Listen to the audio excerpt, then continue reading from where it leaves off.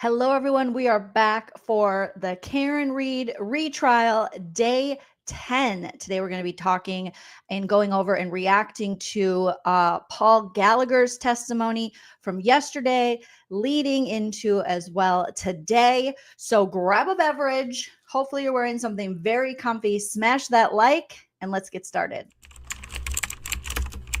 Jen! Jen! Jen!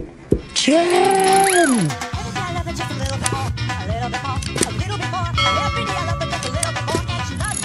Because I had like bread and maybe peanut butter in my car. Why did you have bread and peanut butter in your car? I had my niece for the week, and I was dragging her like to all my kids' sporting events. So we'd go from like one game to another game to a practice. So sometimes instead of always giving her McDonald's or Dunkin' Donuts, I'd try to throw her a peanut butter sandwich. And they were making fun of you? Yeah. Oh my God, what the hell? Sometimes instead of always giving her McDonald's or Dunkin' Donuts. Instead of always giving a McDonald's, a Dunkin' Donuts. Hello, everyone. Hear ye, hear ye. The dishonorable Judge Joleen is back as we continue to react and provide commentary and roast and talk about the Karen Read Retrial. If this is your first time here, I'm stand-up comedian, Pop Culture Vulture, Joleen Lunzer, and I talk about all kinds of things. And I've recently gotten into the Karen Read Retrial, got myself caught up as best as I could on the first trial, and here we are. So hello to everyone in the chat. Happy Tuesday. Don't forget to smash that like. Let's set a like goal for 100 and see if we can hit it while we are live here. It helps me in the algorithm on YouTube to let people know we're over here. We're talking about this. If you know people who might enjoy my Karen Read coverage, please, please, please send them my channel. And liking and subscribing, obviously, such a wonderful way to help the channel. But if you want to help the channel further, you're welcome to send a super chat while we're live here on YouTube. I'll highlight your comment. We can talk about it. You can also send a super thanks after the video post, or hit me up on the Venmo, PayPal, Cash App. Everything, all the information for that is in the description. I also have a YouTube membership and Patreon where you can get bonus content and members-only lives. And then here on YouTube, you get members emojis. So if you're into that sort of thing, again, in the description. Okay, so we are back. Yesterday, we ended with the Katie McLaughlin testimony, the paramedic firefighter who is friends but not friends, but friends but not friends, but friends with Caitlin Albert. So if you missed that, that was yesterday, day 9. We're talking about day 10, but we have to go over Gallagher's testimony from yesterday. So I was hoping the wonderful trial channel had his testimony all ready for me, because if you're not already subscribed to the trial channel, get subscribed, because they take out all the sidebars so you can just watch the witnesses without all that mess, you know, in the sidebars when Hanky Panky's like, I need a little attention here. I need a little attention here. Okay, Indiana Girl Jules, thank you for the first super chat of the live. She says, happy Tuesday. So glad you are live. So glad you're invested like me. Tell Chell happy Nurses Week. I will tell him that. He is studying away for his NCLEX exam that's coming up. So I'll tell him that. And thank you again, Jules. Sent my husband Chell a very kind and thoughtful gift for his graduation from RN school. And we're all still riding the wave and the high of that. What a fun time. Yes, it's all my pumpkin spice, beautiful pumpkin spice babies in the chat. So unfortunately, the trial channel, they are up on it. They got Katie McLaughlin's testimony up, but I don't see Gallagher's, probably because they're waiting for, they were waiting for today's. So they're doing the damn thing. I was just wishful thinking. So I'm going to pull up Court TV's, the one we were looking at yesterday. And let me just pull up their channel and we will get to that. So while we're doing that, just smash that like if you haven't already. Remember, I'm very opinionated, but you're welcome to have your own opinion in the live chats. And we can respectfully agree to disagree while yelling, Jen, Jen, Jen! Jen! Jen! Jen! Jen, Jen. Okay. So there. Oh, no, that's day 3. I can't believe we are already on day 10 of this trial. Let me know in the comment section if anyone's opinion of Karen Read's guilt or innocence has changed since this retrial, or if you are still feeling the same way. If you followed it the first time, let me know in the chat or the comment section if you're watching on the replay crew. All right. Let me get the Paul Gallagher. All right. It was a big day of testimony. Big day. We had quite a few witnesses on the stand. All right, here we go. We're ready. Now, I haven't watched this yet. I was saving it for you guys, but it was really hard not to watch last night. Also, today, Go Wolves, the Timberwolves, are playing the Golden State in the basketball playoffs. And I can't even believe that we have to play Golden State because they're so good. And we just beat the Lakers. And that was a feat in itself. So I'm like, how are we going to do this? But okay, let me reload this. So I got a date night tonight with Hype Man Husband Shell to watch the I apologize for that, folks. Nobody likes wasting your time. All right, I want to make you big. I want to make you big. I want to make that very big. And his mother leans over the kitchen island and says to me, I think it looks like he got hit by a car. It looks like he got hit by a car. Perhaps you may be able to help solve a mystery.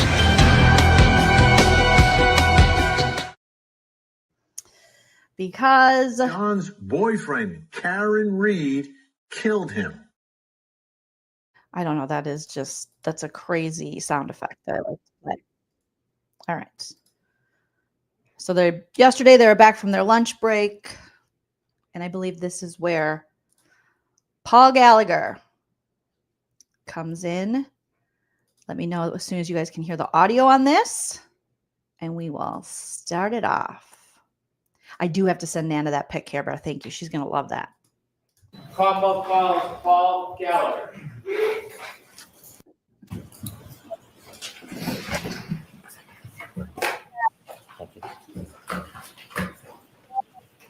Paul Gallagher to the stand. I actually did not watch his first testimony in the first trial, so this should be fun. I do. Good afternoon, Your Honor. So he is the retired police lieutenant for Canton. Oh, All right, Mr. Brennan, whenever you're ready. thank you, sir. Could you please introduce yourself to the I jury? do, Kelly. Yes, my name is Paul Gallagher. For the court reporter, would you mind spelling your last name? Gallagher. ER. Mr. Gallagher, do you presently work? As a police officer, I'm retired. When did you retire? August 31st, 2024. When you retired, what department were you working for? Canton Police Department. How many years had you worked for the Canton Police Department upon your retirement? I was credited with 32 years, 8 months of service.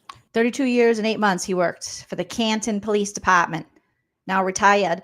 I'm going to speed it up just a little. We got Hanky Panky for the prosecution. Did you have a particular rank when you retired? Yes, I was a lieutenant. I want to go back to the beginning of your law enforcement career and share your background with the jury. When did you begin your career in law enforcement? I became a permanent intermittent police officer in Canton in 1992. What a permanent intermittent police officer is, it's basically a part-time police officer. You're required to attend a 16-week part-time academy. Your duties include regular patrol duties that a regular police officer would do, but you're only utilized during special events, short staffing, and you're allowed to work paid traffic details. Did that status change at some point? It did in 1994. 1994, were you a patrolman? Yes, and that required me to attend a full-time 18-week police academy. In addition to the police academy, did you continue your training over the years? Yes, I did. Can you share with the jury some of the training that you would attend over the years? Oh, sure. So I did constitutional law. I did interview and interrogation, terrorism, international terrorism, domestic violence, buccal swabbing, and DEA basic narcotics course. And last duties were I did background checks, so I attended background training, and I did internal affairs. Before I talk a little bit more about your experience over the years and your progress through the Canton Police Department, I'd like you to share with us generally and briefly the structure of the Canton Police Department. The Canton Police Department, how big is it? How many officers are typically employed by Canton at the same time? 3. We would like to have 45, but unfortunately, we're short-staffed at this time. At the Canton Police Department, is there different ranks? There is. And what are they? They are patrol, sergeant, detective sergeant, lieutenant, deputy chief, and chief. Dang. Given the size of Canton, is it a small department or a typically large department for that size? I would say it's a medium-sized department. Is Canton, do you receive traffic from other areas nearby? We do. Is Boston part of the crossroad through Canton at times? It is. Route 138 runs from Boston, and it goes all the way down to the South Shore through Brockton, Taunton, et cetera. Other cities or towns nearby that bring traffic through Canton as far as law enforcement is concerned? They do, and other states. 95 runs through Canton as well and brings up traffic from Rhode Island. For a relatively small town, is Canton a busy police department given all the crossroads and intersections? It can be very busy at times. You mentioned in Canton that there are different ranks. Busy drinking and driving. Am I right? Am I? Okay, Jolene. Okay. I mean, come on. I know you. You know you. And I know you know that I know you. They're drunk drivers. Okay, moving on. Ranks. You started as a patrol officer. Yes. Did that change at some point? It did. When? July of 2001, I became a detective. Did you have any particular or special training to become a detective? I started attending how to dust for fingerprints. My focus was narcotics. I had several narcotics classes. Did you engage in those type of investigations on behalf of Canton? I did. Did you work with other agencies? I did. In 2005, I started working with the Drug Enforcement Administration. In 2006, I was assigned as a task force officer for the DEA, initially out of Worcester Tactical Diversion Squad, which their mission goal was to eradicate OxyContin and oxycodone distribution at that time. It was during our oxycodone phase. In 2008, I was moved to Boston Division, and there we focused on all narcotics, not just oxycodone, heroin, cocaine, et cetera. How many years did you spend as a detective before you received your next promotion? Approximately 15 years. What happened next in your career as far as progress? I took the sergeant's exam, and I became a sergeant. In order to become a sergeant, do you have to pass an exam? An exam and an assessment, yes. Is that enough to become a sergeant, or is there another process you have to go through? That's where they rank you after the exam and the assessment. What year did you say you became a sergeant? I became a sergeant in 2017. Was that your first supervisory position? Not actually. I also worked as an officer in charge, which you're not technically a sergeant, but when there's no sergeant to fill the shift, they'll use experienced officers to work as a sergeant, and you receive sergeant's pay. How long did you work as a sergeant for at the Canton Police Department? I worked as a sergeant for 1 year till 2018, and I was promoted to detective sergeant. As a sergeant, did your duties change or expand from that of detective? I was still assigned to the Drug Enforcement Administration at that time. And you just shared a year later, you were promoted to lieutenant. Did you have to take and pass an exam for that? That was detective sergeant, and I did not have to pass a test for that. Did your duties and responsibilities expand when you became lieutenant? Yes, I was brought out of the DEA to work in Canton specifically. Were there other lieutenants on the Canton Police Department when you worked as a lieutenant? I became a lieutenant in 2021. At the time, there was 3 other lieutenants. Were there any other officers above lieutenant at that point? There was a deputy chief and a chief.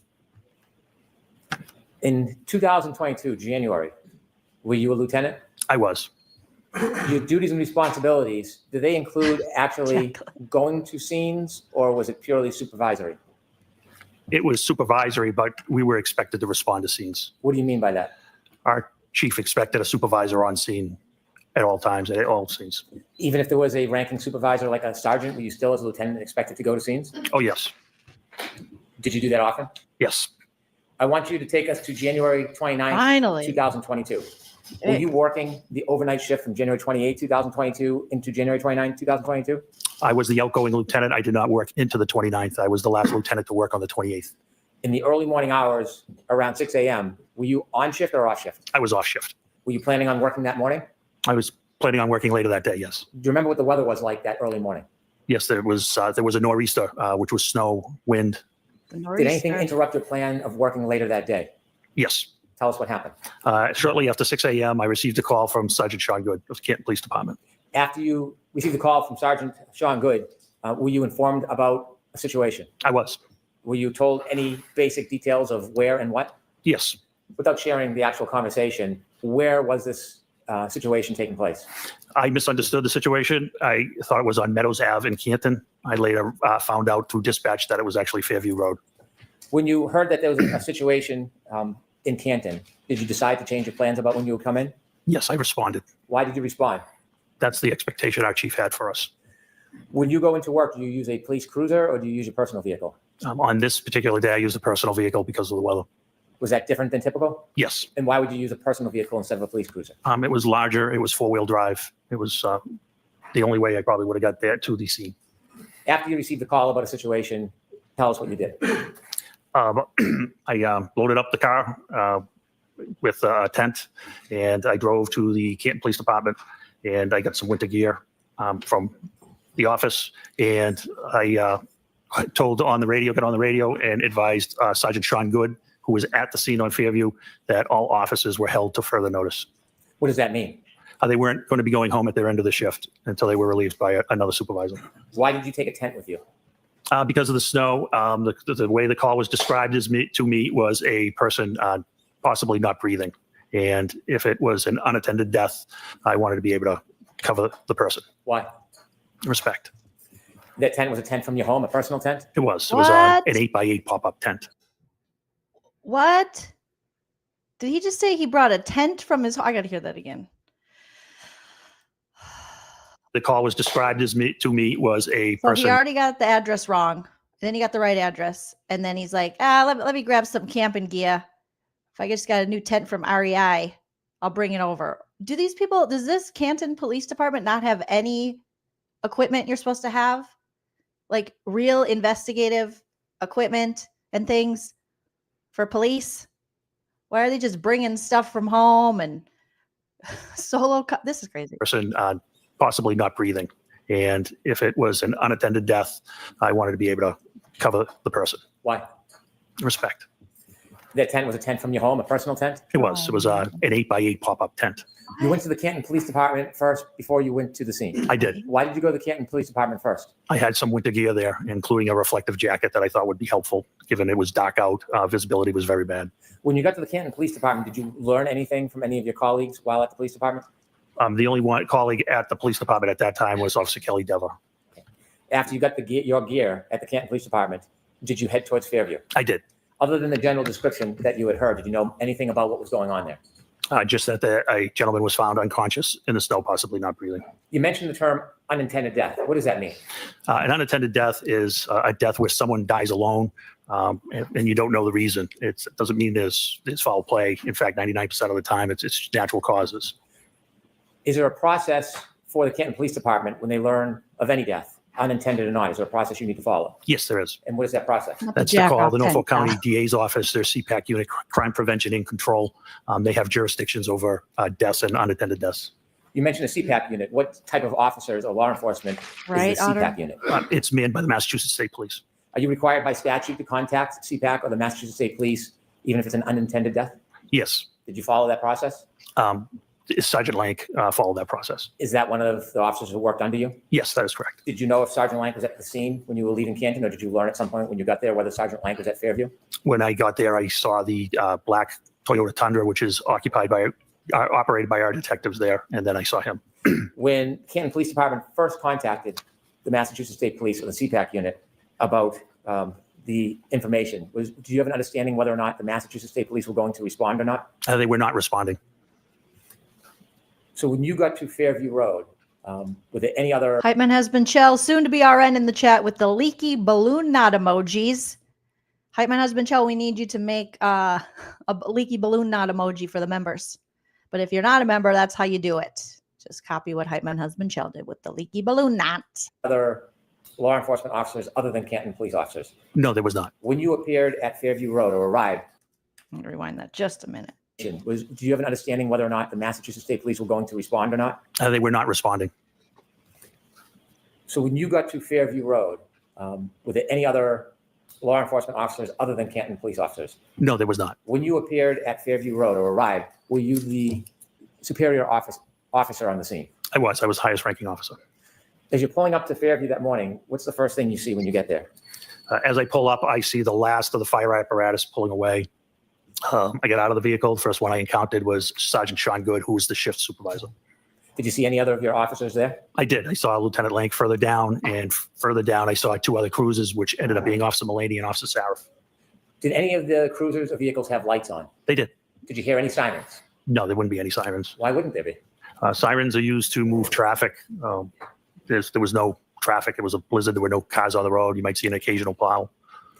Did you ever learn the general area where the person was found? Yes, At that time, did you know who the person was? I did. I knew him by name, yes. Did someone inform you of who the person was? Sergeant Sean Good did, yes. Okay. And who was the person that you learned was on the ground? John O'Keefe. Had you known John O'Keefe? I knew of John O'Keefe. I had never met John O'Keefe. When you first arrived at Fairview, was Mr. O'Keefe still on the ground? He was not. Was he at the scene? He was not. So when you got to the scene at Fairview, Mr. O'Keefe was already gone? Yes, he had been transported to the hospital. So did you ever firsthand see exactly where Mr. O'Keefe was lying when he was found? I did not. Did anybody point out to you the general area? Yes. Did you have a chance at that point to, well, obviously you didn't have a chance to examine or look at Mr. O'Keefe. Did you have a chance to look in the general area where you were told he was found? I did. Tell us a little bit more about the weather now that you're standing outside Fairview Road. What's the visibility like? What's the temperature like? What are the conditions like? So it was terrible. It was blizzard-like. The wind would blow in your face. It would change directions. The snow was an icy snow. In the wind, you had to actually talk loud to be heard. Somebody right next to you, and it was your typical New England blizzard, basically. At this point, did you have any position as you assessed the area whether this was a criminal investigation? When we had no crime at that time. When you were there, were you looking for anything? Yes, I was examining the scene. At that point, did you have any reason to start a criminal investigation? Not at that time, no. When you learned that Mr. O'Keefe was found outside, did you go look at the particular area? Yes. Can you describe the area that was shown to you where Mr. O'Keefe was found? Sure. It was on the left side of the property of 34 Fairview. You could see where first responders and witnesses and police officers had walked up to the area. It was by a flagpole on the property line of number 32 Fairview. What was the lighting condition at that point in that area? It was dark. It was sun was coming up, but due to the weather and the cloud cover and the snow, its visibility still was not great. Were the law enforcement vehicles providing any light for the area? No. How about the house? Was there any bright lights coming out of the house illuminating that area? I didn't see any lights, window lights on. There may have been an exterior, the door light at one or two houses. In addition to the law enforcement officers that were there, did you see any civilians when you got there? No, there were no civilians there. While you were outside looking at the area. All right. No civilians. Very dark. Super dark. I want to shout out Izzy B. Says, so excited, my granddaughter. She was accepted into a pre-nursing program offered in her junior year of high school. So happy for your granddaughter, too. That is amazing. Congratulations. What a smart cookie you got there. A smart cookie, as they would say. Melissa, good to see you. Melissa says, not the leaky balloon nutshell. Best of luck on the NCLEX. Fellow RN here. Thank you, Melissa. We appreciate, we love all of our RNs. Thank you for your service. We need more great nurses and great men in our field. And congrats on the right? The Nightingale Award, such an honor. Yes, my husband, child. I just bragging on my hubs. He did win the Nightingale Award for his school. I was like, oh my gosh, so amazing. So congrats to Izzy. Thank you to Melissa. And congrats to my husband, Chill, yet again. All right, so let's get back into these leaky balloon knots. In addition to the law enforcement officers that were there, did you see any civilians when you got there? No, there were no civilians there. While you were outside looking at the area, did any civilians ever come out? No, not at all. Any civilians ever come out of 34 Fairview? No. How about next door, 32 Fairview? Did you ever see any civilians come out of that address? Nobody ever came out of the house. Across the street, is there homes across the street from 34 Fairview? There is. Did you see anybody come out of either one of those houses? Did not see anybody come out of those houses. When you were outside and you were shown the area where you were told Mr. O'Keefe was found, did you try to do anything regarding that area to identify the area itself? I'm sorry, can you ask that again? Yes. Did The you area tent where up? you were told Mr. O'Keefe was found, did you try to do anything around that area to identify the area? Well, it was marked out with crime scene tape at that time. And what I saw was pink blood, and it was in a circular pattern. Was the crime scene tape holding up at all? No, it was not. It was blowing wildly in the wind. And at one point, it was actually blowing in. It was triangular, and it was actually blowing into the crime scene. Was the tape helping at all? No, it was not. Was there any use putting a tent up at that point? No, there wasn't, not due to the high winds. Did you learn whether any of the officers had, at any point before you got there, gone into Fairview Road? Yes. Who did you learn went into Fairview Road? Both Sergeant Good and Detective Sergeant Lake went into Fairview Road. Did you know how long they were inside for? Oh, no, did you know that? I did not. It was a long time before an At objection. that point, did you go and speak to anybody in any of the nearby homes? I did not. When you were at this, Well, ask Matt McCabe, did you go to the Asian house?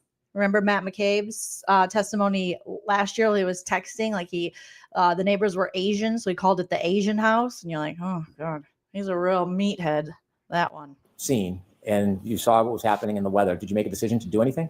Yes. What did you decide you were going to do? Since the state police were not responding, I decided to process the area where Mr. O'Keefe was found and try to find out why he had the medical episode he was having.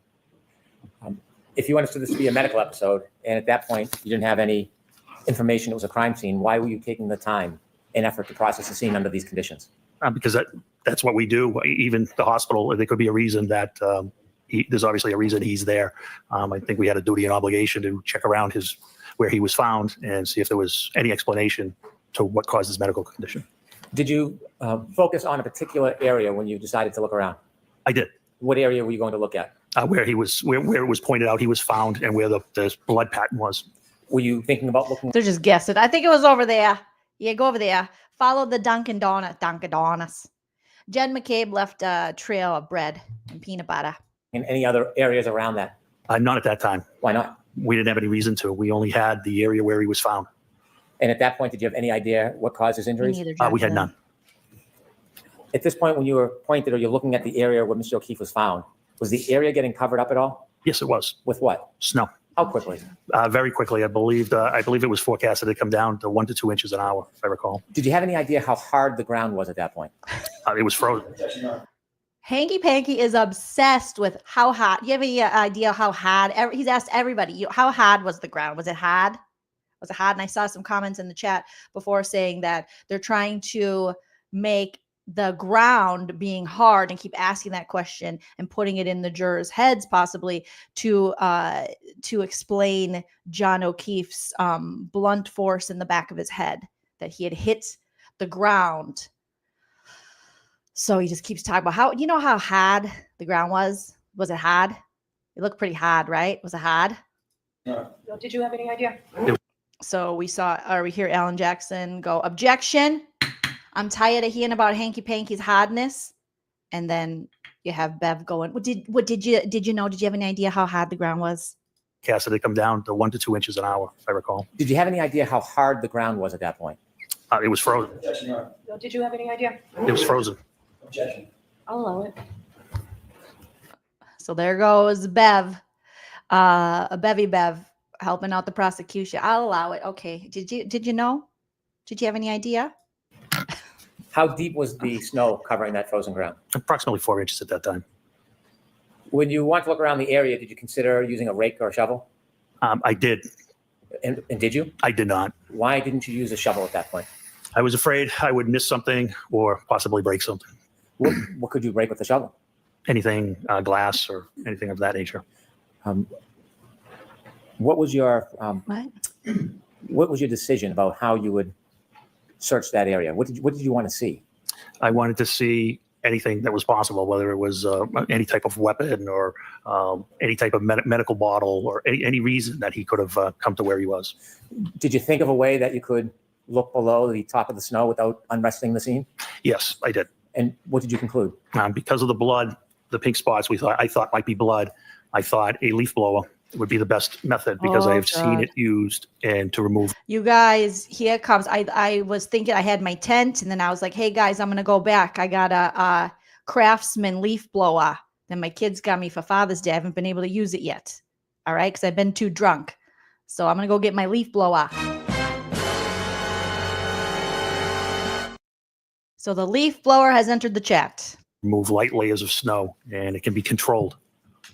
And after having seen that before, making that decision, what was the benefit of a leaf blower over a shovel?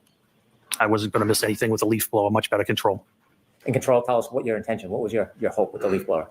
To clear the area, controlled, slowly, so any potential evidence of what happened to Mr. O'Keefe wouldn't be lost. Did you have a leaf blower with you? Did not. So what did you He do? went home. Sergeant Good volunteered to go get the leaf blower. Get a leaf blower. Did you remain at the scene? I did. And during this time, are you still? Are these guys getting reimbursed for all the home equipment they're using for these investigations? He went to his house. I actually didn't. Actually, my children aren't celebrating Father's Day for me anymore.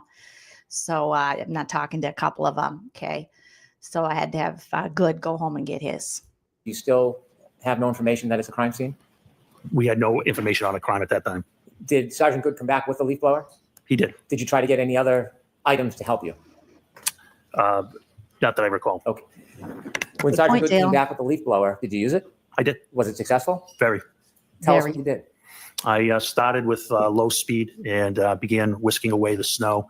And then I saw how it was uncovering those pink spots were becoming brighter red. So I verified it was frozen or coagulated blood at that time. And so out of the abundance of caution, I decided that that was something we may want to collect. Why did you want to collect that? Just out of abundance of caution, DNA. I expected it to be John's DNA. And I wasn't going to get a second chance at it. It was either collect it or never have it. were you making quick decisions under these circumstances? Yes. Did you ask somebody to get a container to put the coagulated blood in? I ended up getting the containers. Where did you get them from? I got them from Lieutenant Kelleher, who lived in the neighborhood. Did Lieutenant Jesus Kelleher ever Christ. come over to the scene? He did not. Did he work for the Canton Police Department? He did. Why didn't he come over to the scene with you? Because he originally thought the scene was at 32. Did you ask him to come over to the scene to help you? No. Did you expect him to come over to help you? No. Did you prefer he not? Correct. So when you get the containers, were they plastic cups? Yes, they were red Solo cups. And what Oh my God. That's the dumbest thing I ever heard. Dumb as a bucket of rocks. What are you, an idiot? So the police officer's psychotic? Maybe Judy, maybe Jude. So the Solo cups have entered the chat. So then we went over to another officer's house, and he grabbed some red Solo cups because we were just drinking. So I said, pour the beer out of them, bring them down. Okay, because when we're done with the bar, we go to his house. We drink out of the red Solo cups because his wife's tired of doing the dishes with all the beer cups. Thanks, Melissa, for becoming a member. Welcome to the lean team. See you at the bar. All right, red Solo cups. Red Solo cups. No. did you prefer he not? Correct. So when you get the containers, were they plastic cups? Yes, they were red Solo cups. And what was the purpose of using the red Solo cups? They were plastic. They weren't going to leak. They weren't going to get soggy. They were large. I needed a small sample. My thought was, I mean, really, the irony and everything, that it makes sense that this police department that's always drunk and driving and drinking, driving, drunk, partying would think, red Solo cups. They know a lot about them. They drink out of them a lot, allegedly. So, of course, they're going to use those. was because it was frozen or coagulated, that we could collect it, transport it, and transfer it to the crime lab, who could extract the DNA however they saw best fit. Do sometimes the crime lab test evidence and sometimes not? Of course, yes. Is that your decision? No. You were telling us about the leaf blower. Does it serve to excavate the area? It did. Did you begin that process? I did. And when you did that, did you try to memorialize it? Yes, I did. How did you do that? I had Sergeant Good videotape it. Why did you have Sergeant Good memorialize your efforts to excavate the area? I thought someone may wonder why I decided to use a leaf blower, so I wanted to demonstrate its effectiveness. I'm going to move to introduce two videos that council has. Videos, what we got? Yeah, the red Solo cups were not leaky balloon nuts. They So there's keep no objection to these videos, right? the leakage in. Lord help us. This guy's like, yeah, good plan. I brought a tent from home, With the leaf court's permission, blower. can I show the jury the videos? Yes. Ms. Gilman, can we show number 1, please? and red Solo cups. That's a good murder investigation. Oh, is that him?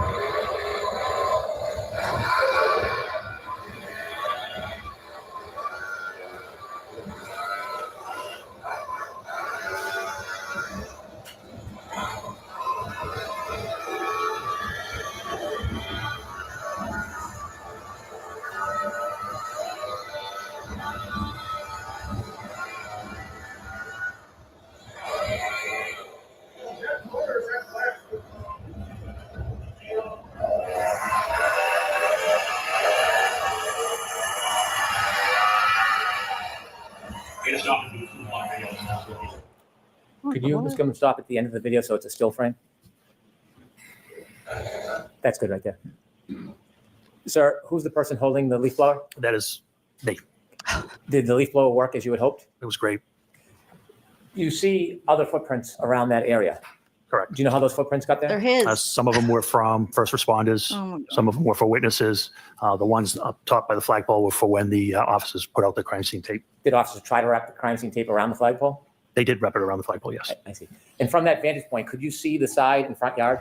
Yes. Did the side yard have any footprints or evidence that anything was dragged through the side yard? No, not at all. How about the front yard? Did the front yard have any evidence that anybody? He said it worked great. He said it worked great. He's like Tony the Tiger in it. How did that leaf blower work? It worked great. Fantastic. And then they asked him to define great because that is nobody's explanation or definition of great. What are you, out of your mind? He's out of his mind. He's out of his mind. Oh, God. Oh, God, Paul Gallagher. Anybody had walked across it or dragged anything across it? It had one set of prints from Sergeant Lang. Other than Sergeant Lang's footprints across the front yard, was there any other impediment? No, not that I saw. I'm going to ask if we could see the second video, please, Ms. Gilman. Now he's getting closer. He's blowing it close up. Could you stop there, please? You see the end of the leaf blower? I do. There's an object just below it at like 7 o'clock. Do you see that? I do. Did you discover something in that area? We did. What did you discover? It's a cocktail glass. Cocktail. Was it, did it have any damage to it? It did. Describe that for us. It was broken on the top. Could you continue the video, please, Ms. Gilman?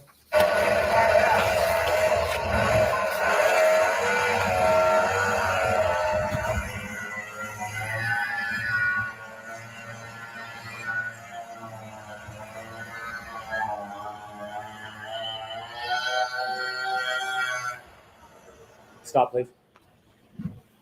There's some red spots. Is that what you identified as coagulated blood? That is.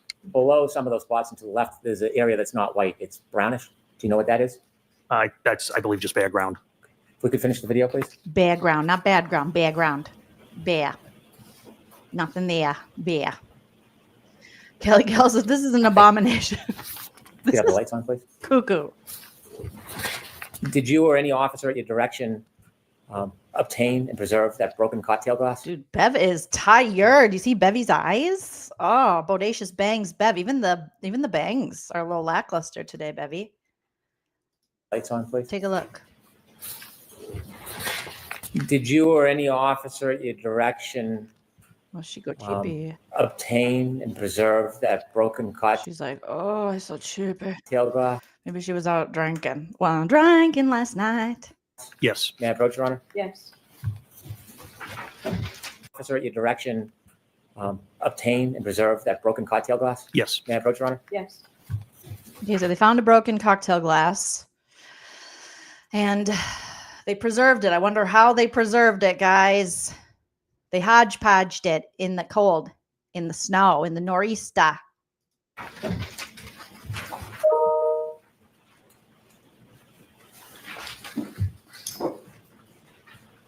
Sorry, I'm showing you two photographs. The first photograph, you recognize what's in that photograph? I do. What is it? It's a after we exposed the broken, I exposed the broken glass. Is the broken glass depicted in that photograph? It is. Is Broken that similar or glass substantially the same everywhere. way it appeared to you that morning? That's exactly how it appeared. Yes. Do you know if that photograph was taken as a still image of the video or not? I do not. Second photograph, can you take a look at that? That's a close up of the cocktail glass. Of the same photo? It is. Yes. I'd move these two photographs into evidence, please. Okay. Do you want it to be 52 and 52A? Please, Your Honor. He said, you want to be 5150? They said, please, Yana, 5150 him. 52A? Lieutenant, what was done with that cocktail glass? It was bagged and seized as evidence. Was it brought anywhere that morning? It was brought back to Canton Police Headquarters. What happens when it gets back to Canton Police Headquarters? It gets logged into evidence and it's assigned an evidence number. The officer types in a description of the item. In this case, it was a broken cocktail glass or broken glass. And once he hits the space bar, it automatically generates a property number for it. And I believe in this case, it was 22-18-PR, which means 22 is the year, 2022. 18 is how many pieces of evidence that the department as a whole had collected that year so far. And PR, I believe, means property room. Why is it assigned a particular number? Everything is assigned a number by the computer. You said it's brought to the evidence room. Is that a separate or a special place? So we have two rooms. We have a temporary evidence room, and then there's a permanent evidence room. Only two people have access to the permanent evidence room. Is there a reason why access to the evidence room is limited? There is. Why? For security. Even in a police department, the evidence room is limited as far as people who have access? That is correct. In the evidence room, is there an officer assigned as an evidence officer? Not full-time. There is an assigned admin sergeant who is assigned as the evidence officer. Does anything happen specifically with the evidence? Is it packaged or stored in any particular way? The glass was put into a locker, I believe, and temporary evidence. And then it's the evidence sergeant's job to retrieve it. But in this case, we were going to transfer it to the state police. Was it transferred to the state police at some point? It was. Were you part of the transition of that item to the state police? I was. And when was it transitioned into who? It was on February 1st, 2022, and it was to a criminalist from the Massachusetts State Crime Lab. Do you know who the criminalist was? I don't know the name, no. Did the criminalist come to your department, or did you bring the item to them? They came to our department. In addition to the glass, there was plastic cups with coagulated blood? That's correct. What did you do with those cups? Those were placed in temporary evidence and placed in a refrigerated unit. To carry them from Fairview to the police department, did you hold the actual cups, or did you put them into something? They were stacked in a bag.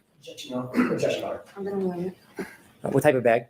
It was a craft paper bag. In this particular case, we utilized a Stop and Shop bag. Oh, Is that any my different God. than a bag from the police? The Stop and Shop bag has entered the chat. Dumb as a bucket of rocks.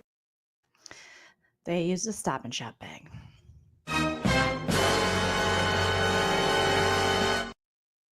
Just following Canton procedure, Your Police Honor. department? This made of the same craft paper bag. And something. They were stacked in a bag. I'm going to allow it. What type of bag? It was a craft paper bag. In this particular case, we utilized a Stop and Shop bag. Is that any different than a bag from the police department? This made of the same paper, craft paper, the same size and dimension, other than same. Stop and Shop and evidence and probably price.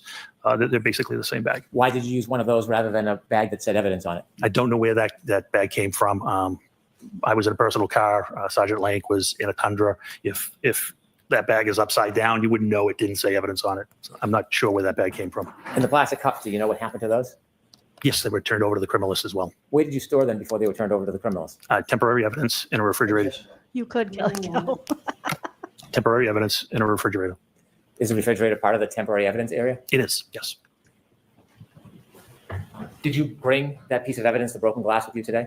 Yes. With the court's permission, I'd like to approach the witness. Oh my God, we're gonna see the broken glass everywhere. You guys, we got 70 likes. Can we hit 100 likes? Smash that like if you haven't already. Let's see if we can hit a hundo. We need Ben in here with motivation to like. Gloves and some scissors. Let me ask you about that box. It has red tape on it. Why? It's a secure and transfer of custody. I'm going to allow it. Oh, she's allowing everything. Okay, he's like, get a sidebar. Because every time Alan Jackson's like, objection, Your Honor. And she's like, I'm going to allow it. Bevy likes it. All right, let's fast forward through the sidebar. And we're going to see the broken glass. Bring the glass. And we're back. Lieutenant, before you open the box, were you one of the officers that discovered that broken glass? Yes. Did you personally bring the glass from Fairview to Canton?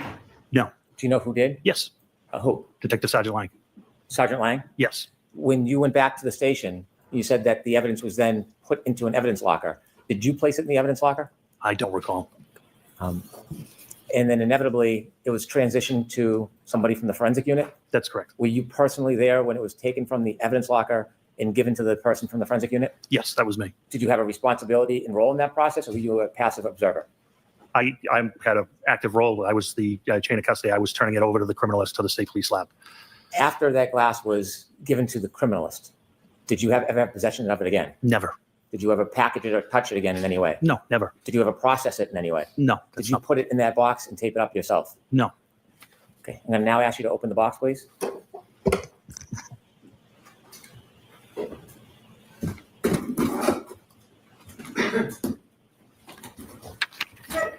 She's just got the box there with gloves. Are those the same gloves that Katie McLaughlin wrote notes on? Are those the same latex gloves? I hope those are new gloves. Look at even the court reporter, Madam Court Reporter, is like, is this for real? Are we really doing this? Oh my God. Do you think it could get contaminated now? Oh my God. What the hell? Is there an item in that bag? There is. Would you please open the bag and show us what's in that bag?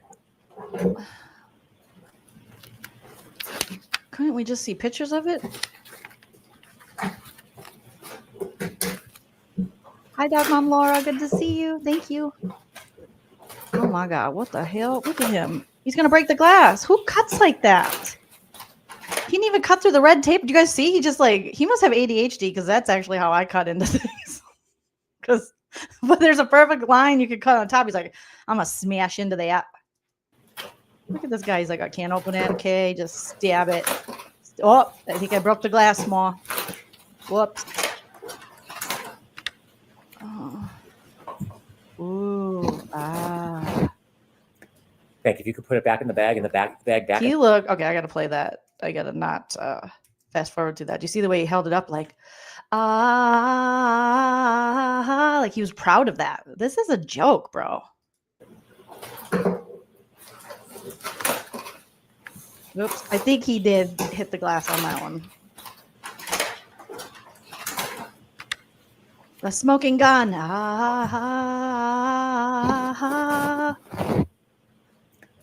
Thank you. If you could put it back in the bag bag back in the box, What was please. that supposed to do? Simba. Oh, yeah. Holding up Simba. Oh, my God.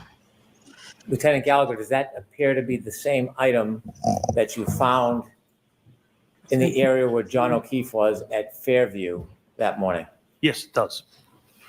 I'd like to have the box and the item marked for identification, please. Okay.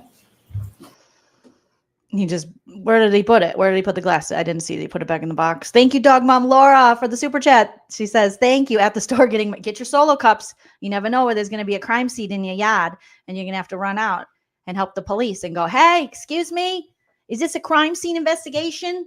I got my red solo cups. Hold on. Okay, just got back from Dunkin' Donuts. I also got bread and peanut butter for my niece. And also, if you're talking to the other lady, Sarah Levinson, for the Nor'easter. This is crazy. Now who's touching the box? So people were touching the box without gloves and not with gloves. The box is done. Where's the cup? Fill up my cup. Oh my gosh.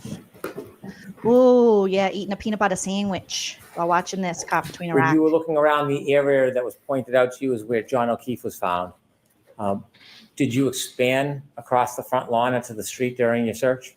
No, we didn't, with the exception of uncovering the 6-foot asphalt berm. Did you say 6 foot? Or Excuse me, 6 inch. What's a berm? It's it's basically a curbing, but it's made of asphalt. It's curved. You probably have seen it. It's asphalt. It's curved. It separates the street from property line. Why did you clear that piece? Wanted to see. We were trying to find out why John was having a medical issue, and we didn't know if he. What'd they clear that with? They went home and grabbed something. What'd they grab for that? We grabbed a bunch of toothpicks and we just went down there and just kind of hit the berm, whatever it's called. He could have tripped over a curb. We went out good, went to his house and got some forks. Him and his wife got some good forks from when they got married. They got some fancy ones, real strong forks, and we just chipped away at it. I mean, or what turned out to be an asphalt berm and possibly hit his head. After you made efforts to look in that area, did you return to the Canton Police Department? I did. About what time? It was shortly after 8 a.m. After you returned to the Canton Police Department, did you receive any information or have a reason to return back to Fairview? Yes, About what time? a little after 9 o'clock. Why did you go back to Fairview after 9 o'clock?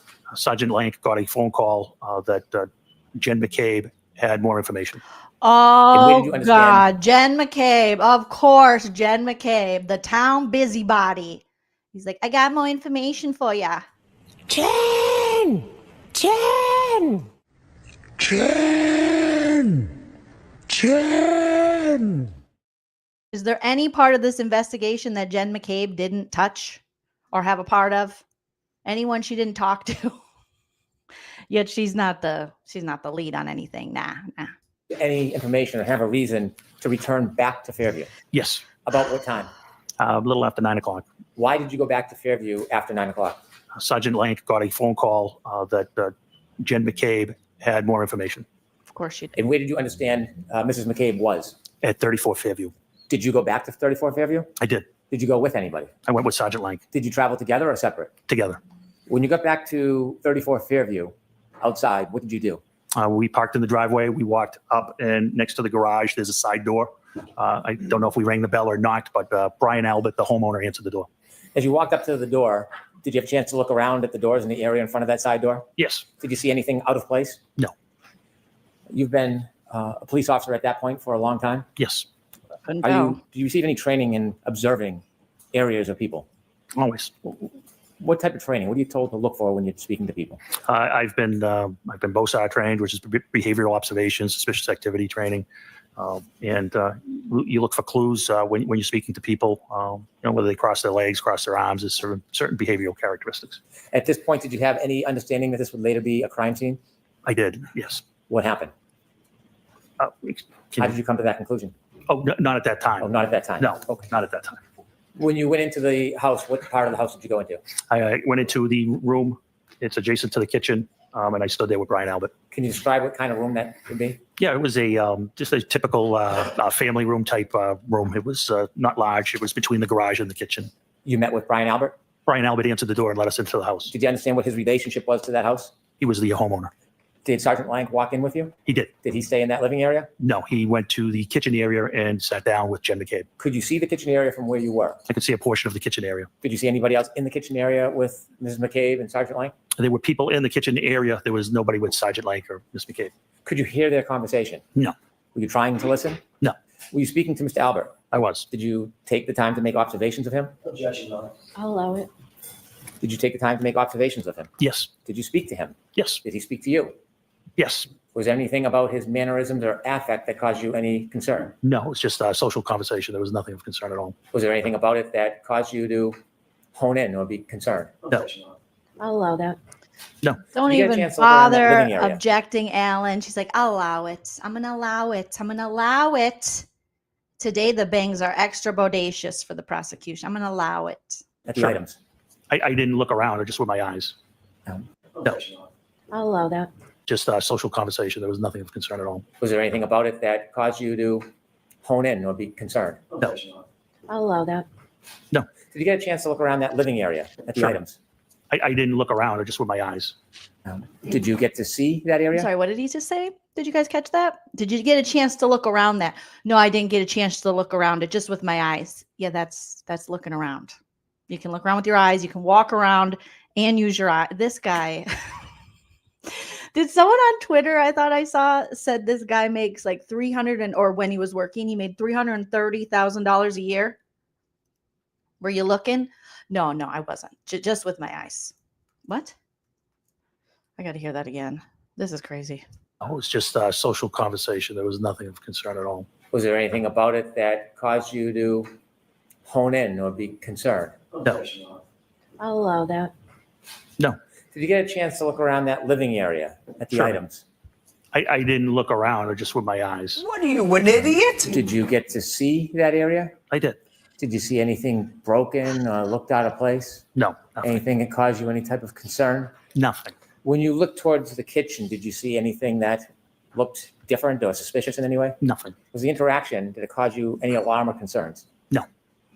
After Sergeant Lank had an opportunity to speak to Mrs. McCabe and you spoke to Brian Albert, what did you do next? We left. Where did you go? We went back to the police department and were informed that the state police were going to respond to the hospital and that we didn't need to respond to the hospital. When you heard that the state police was then going to get involved in the investigation, what does Canton do when the state police takes over an investigation? Well, it was based off of a conversation I had with my chief in the detective sergeant's office. Was there a decision about Canton's involvement in the ongoing investigation? There was. What was that decision? That we should recuse ourselves from any further investigative interviews. And why was that? Because our best detective, his name was Kevin Albert, and he was the brother of the homeowner. And I didn't want any potential bias, whether unconscious or subjective. Did he say his best detective was Kevin Albert?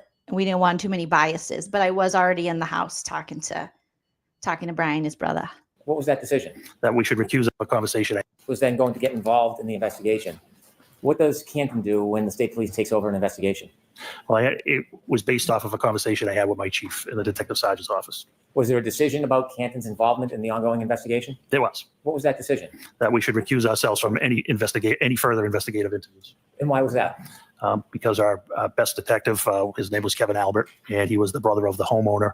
And Yeah, that seems like a bias already. You have quite an opinion about Kevin Albert being the best detective. So you're going to protect your best detective and his interest, possibly his family, from being involved in some stuff. Okay? And I didn't want any potential bias, whether unconscious or subjective, to be perceived by the O'Keefe's, by the O'Keefe family.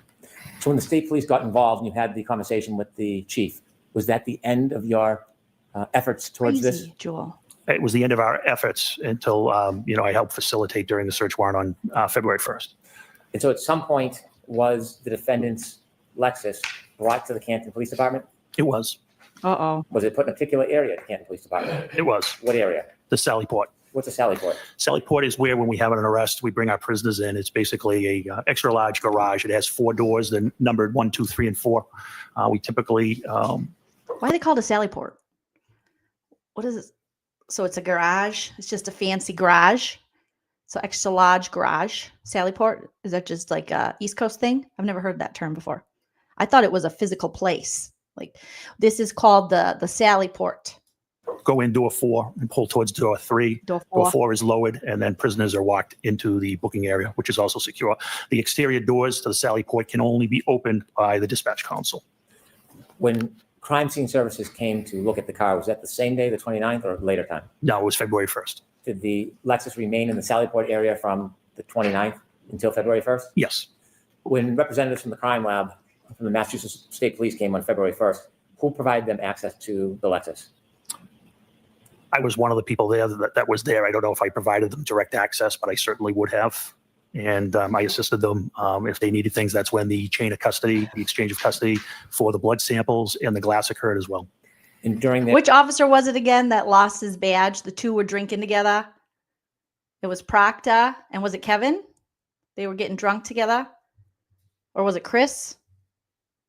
One of the Alberts, and he forgot his badge in the car. That's the best detective. Remind me, guys. I can't remember. This is just like insane. Or was it Brian Higgins? It was Kevin. So Kevin Albert, their best detective, was the one that was drinking with Proctor. Am I getting this right? And then he left his badge and his gun possibly, but he's the best detective. He couldn't even find his own badge. He's our best detective. Okay, get some drinks in him. He gets a little forgetful. Leave his badge, leave his pew-pew everywhere. Oh my God. He left his pew-pew and his badge. He's the best. He's so good. And yes, allegedly this guy right here, Paul Gallagher, was making like over $300K a year. And he's this level of incompetent. to the Lexus? Hell of a detective. I was one of the people there that was there. I don't know if I provided them direct access, but I certainly would have. And I assisted them if they needed things. That's when the chain of custody, the exchange of custody for the blood samples and the glass occurred as well. And during their processing of the Lexus, were you there for parts of it? I was in and out, yes, but I did not partake. Thank you very much. Oh, yes. So he's still there processing key evidence. Karen Read's Lexus. But he doesn't want to, there's a bias, but let's take it over to the Albert family's, where Kevin is. This is crazy. This is so crazy. Okay. I hope the cross is happening because that was painful, hanky panky. Yeah. Please. Oh, thank God. Oh, thank God. Alan, make some sense of this, please. Drag this fool. Get your beard over here, Alan. Get to work. Well, Paul O'Keefe is back in the back, you guys. They are not giving him that front seat anymore. What did he do? What did I know there was some rumor that maybe he was looking or did something to Karen, but what did old mirror selfie alleged Cheaty McCheater do? Old signals in the courtroom to his mistresses, allegedly. They put him in the back row. They're like, get to the back, Paul. He's next to that one lady that's in all the documentaries. One of John's ex-girlfriends, I think. I forget her name. Oh, Paul. Come on, AJ, drag his ass. It's not going to be hard for Alan Jackson. Mr. Jackson, is this video up there yours or is it the Commonwealth? Don't mind. Or is it? Alan's pissed. May I, Your Honor? Beat it, Paul. Mr. Gallagher, you have already established that you were at the scene on January 29th, early morning, January 29th, 2022. We've seen the video of the leaf blower, correct? That is correct. So you were integral to at least an initial search of the scene, which recovered the drinking glass that you've shown us, as well as some of the blood byproduct that you've talked about. That's correct, yes. Okay. You were the ranking person on scene. You've already described that. Yes, that is correct. There were also several other officers from Canton PD who were there with you. Yes, there was 4 other officers, yes. Can you just name those other officers? Yeah, Detective Sergeant Lank, Lank, Detective Sergeant Good, Goode, Officer Mullaney, Mullaney, and Officer Saraf, Saraf. Okay. When you initially, let me back up and ask a different question. Given the fact that you were the ranking officer, the way that it works in a police department is everybody sort of reports up the chain of command, correct? That is correct. Yes. So they would have all reported up to you in some particular. That's correct. And then, of course, you report to I think you're the deputy chief, and then the deputy chief reports on up to the chief, correct? That is correct. You were involved in not only the exposing of some of that blood byproduct, but also exposing the glass with the leaf blower, correct? That is correct. You were responsible for utilizing certain equipment. You chose a leaf blower at the time, correct? I did, yes. There was also, I'm guessing, there was also some use of your hands and or the gloved hands with some others to recover some of the items. Yeah, I didn't use my hands. How did you get the glass into a bag? That was Detective Sergeant Lank. Somebody had to pick it up, right? Correct. That's what I mean. The use of hands to manipulate some of the evidence, correct? Yeah, I apologize. I didn't understand that question. I thought you were speaking about me. It's probably my fault, not yours. No, that's okay. There was also some plastic cups that we've talked about. We'll talk more about those in a second. Those were utilized as well, correct? Were, yes. And you were responsible for the use of those as well. Yes, it was my decision, yes. In terms of the search of the scene, the recovery of evidence, the recovery of biological material, the use of tools to recover those biological materials, all of that rested at least ultimately at the scene on your shoulders, correct? Yes, it did. Isn't it true that you weren't interviewed in this case with regard to anything having to do with this case until April 3rd, 2024, correct? Yes, we can call it an interview. It's when I met with the prosecutor, yes. And that was about 2.5 years, nearly 2.5 years after this incident, correct? Yes, that's correct. Michael Proctor, you know that name? I do. Who's Michael Proctor? He was one of the troopers assigned to investigate the case. As a matter of fact, he was the lead investigator for the case, correct? I don't know if he was What do leader. you mean you don't know? Trooper mechanic. I don't know. What do you mean you don't know? How come they always are doing this? I don't know. I don't know who was the leader. Follow the leader. Oh my goodness. Thank you, Elizabeth. Objection. You cannot compliment the judge. Overruled. You can compliment the judge all day and she appreciates it. Thank you. My shirt is from a coffee shop I went to in Virginia, I believe. Somewhere in Virginia. I loved it. We don't know who the leader is. Okay. Look at Karen. She's like, what the fuck? Oh, as you sit here, you don't know that Michael Proctor was the lead case agent for... I know he was one of them, yes. Okay. Jennifer? Do you know that he was the lead investigator assigned to the case? I don't. I had nothing to do with the DA's office. Right. I know you didn't have... I don't know how they assign their cases, counsel. I don't know what you want me to say. I can't say what I don't know. Mr. Gallagher, I'm not asking you to. I'm just asking if... I did not know he was lead. I know he was one of the leads. Okay. I believe they do it in a tandem, but I'm not sure. Okay. He may have had a partner, correct? That is correct, yes. But it's not unusual to have a lead case agent, Person No. who's responsible for most of the search warrant writing and the memorialization of and documentation of evidence collection and the movement of evidence and booking into evidence, things like that. That is correct, but I don't know anything about who wrote their affidavits or who. Nope, just stop there. Stop there, Paul Gallagher. Just say, and I don't know, but I don't know anything. You guys, he gets paid. Oh, he was being paid over $300,000 a year. For what? For what? He doesn't know anything. That's the dumbest thing I ever heard. Stupid. Log their evidence in. I wouldn't know that. You're also familiar with Yuri Buchanan, correct? I know who he is. You're also familiar with Lieutenant Tully. I know, yes. They're all Massachusetts State Police officers, correct? Yes, they all are. Did Michael He's Proctor like, but to me, they're drinking buddies. Okay. They might be Massachusetts State Police officers, but to me, they're drinking buddies. interview you before April of 2024? He did not. Did Yuri Buchanan interview you before April of 2024? No, he did not. Lieutenant Tully interview you before April of 2024? No, he did not. Did anybody else from the Canton Police Department, your deputy chief or the chief, interview you formally about your conduct and responsibilities before April of 2024? I don't understand that question. Did anybody at Canton PD, separating out Massachusetts State Police, Correct. did you sit down at Canton PD and provide an interview with anybody at Canton PD about your conduct at the scene? What do you mean by conduct? Going to the scene, collecting evidence, securing evidence, transporting evidence, booking evidence, those kinds of things. Your conduct at the scene, sir. Yeah, I briefed my superiors, yes. Okay, other than briefing, was there a formal report written? No. Or a formal interview conducted of you? No, absolutely not. Okay. Absolutely not. It's crazy. Tell us when you wrote your report about what happened at the scene, memorializing what you did at the scene. He never did. I didn't. You didn't write a report? About the scene that day at the scene? Correct, about this investigation. I only did the metadata report. I did not write a report at the scene. You never, in fact, the fact is you never wrote any report about what happened at the scene, correct? Correct. You didn't memorialize that in any formal way on Canton PD letterhead. I'm sorry, we're stopping today because that was crazy. The way you said it. I did not. I gotta slow that shit down to regular speed. The fact is you never Look wrote. at him, he's like, what you got for me? I'm here. Sir, you can't keep up with Alan Jackson. Stop trying. Just tell the truth. You're incompetent. They didn't interview you. You shouldn't have been in the position you were in. You don't know anything. Any report about what happened at the scene, correct? Correct. You didn't. Correct. Why do you say it like that? Correct. Oh, he's getting agitated. Correct. At the scene, memorializing what you did at the scene. I didn't. You didn't write a report? About the scene that day at the scene? Correct, about this investigation. I only did the metadata report. I did not write a report at the scene. You never, in fact, the fact is you never wrote any report about what happened at the scene, correct? Correct. You didn't memorialize that in any formal way on Canton PD letterhead to describe what you did and how you did it at the scene. No. Why would I memorialize what I did, how I could have tampered or taken evidence of things at a scene of a murder? Why? That makes no sense, Alan Jackson. Correct. This guy.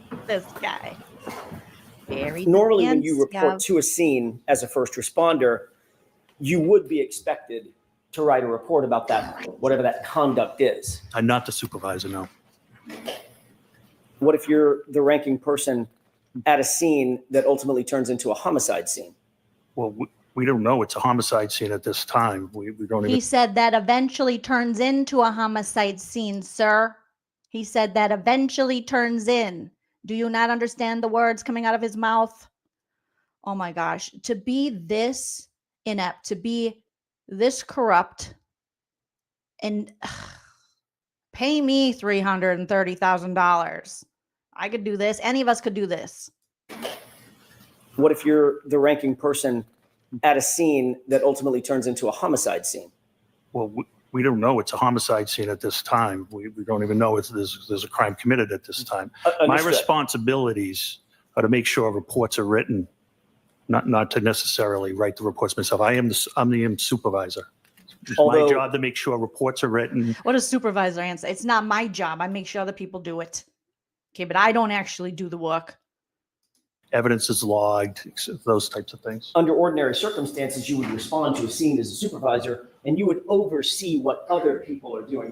That's correct. Can I finish? Sure. I don't want to talk over each other. I apologize.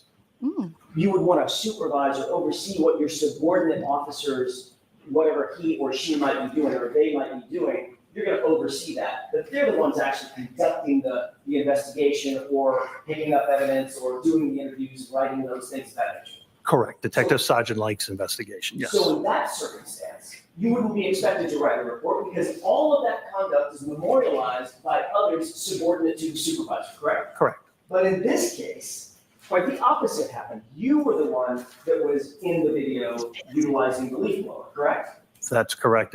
You were the one that actually exposed the drinking glass, correct? Correct, yes. You noted the drinking glass and actually called somebody else over to take a look at it, correct? That's correct. You directed someone, Sergeant Blank, to pick up the drinking glass and recover it as a potential piece of evidence, correct? That is correct. You noted the blood or the coagulation of blood in and around that area, correct? That is correct. You noted where you believe the drinking glass was, in other words, what location, if there were grid coordinates, where it would be, correct? Correct. And you instructed others to transport that important evidence back to Canton PD to have it booked, correct? That is correct. You also secured the plastic containers in which to recover the blood. That is right? correct. You also directed someone to get a bag to put the plastic containers in and ultimately transport it, correct? That is correct. So you would agree with me, Mr. Gallagher, that in this circumstance, you were the centerpiece of the recovery of evidence and the investigation as it was at that time in that limited context. You were the centerpiece of what was happening at the scene, correct? And I made sure it was documented by Detective Sergeant Lang. But you didn't find it important enough to write a report yourself. I think that's poor misrepresentation. There's a person fighting for their life. It was very important. When you were there at the scene at what time was it, by the way?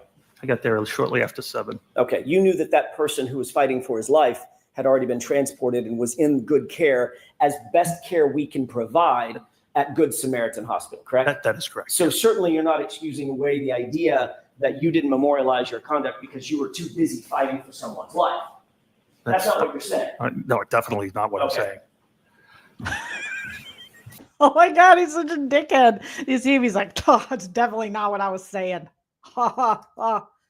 His life had already been transported and was in good care, as best care we can provide at Good Samaritan Hospital, correct? That is correct. So certainly you're not excusing away the idea that you didn't memorialize your conduct because you were too busy fighting for someoone's life. That's not what you're saying. No, definitely not what I'm saying. He gave him the old, definitely not what I'm saying. Come on, guy. No, that's exactly what you were saying. That's exactly what you were saying. Until Alan Jackson pointed out that he was already taken away by medical professionals and they were dealing with him. Right, Kat? How dare you think that me, a supervisor, write a report? Heavens to Betsy, I'm not doing it. Okay, I had drinking to do. I had to get to the bar. I didn't have time for this shit. This guy.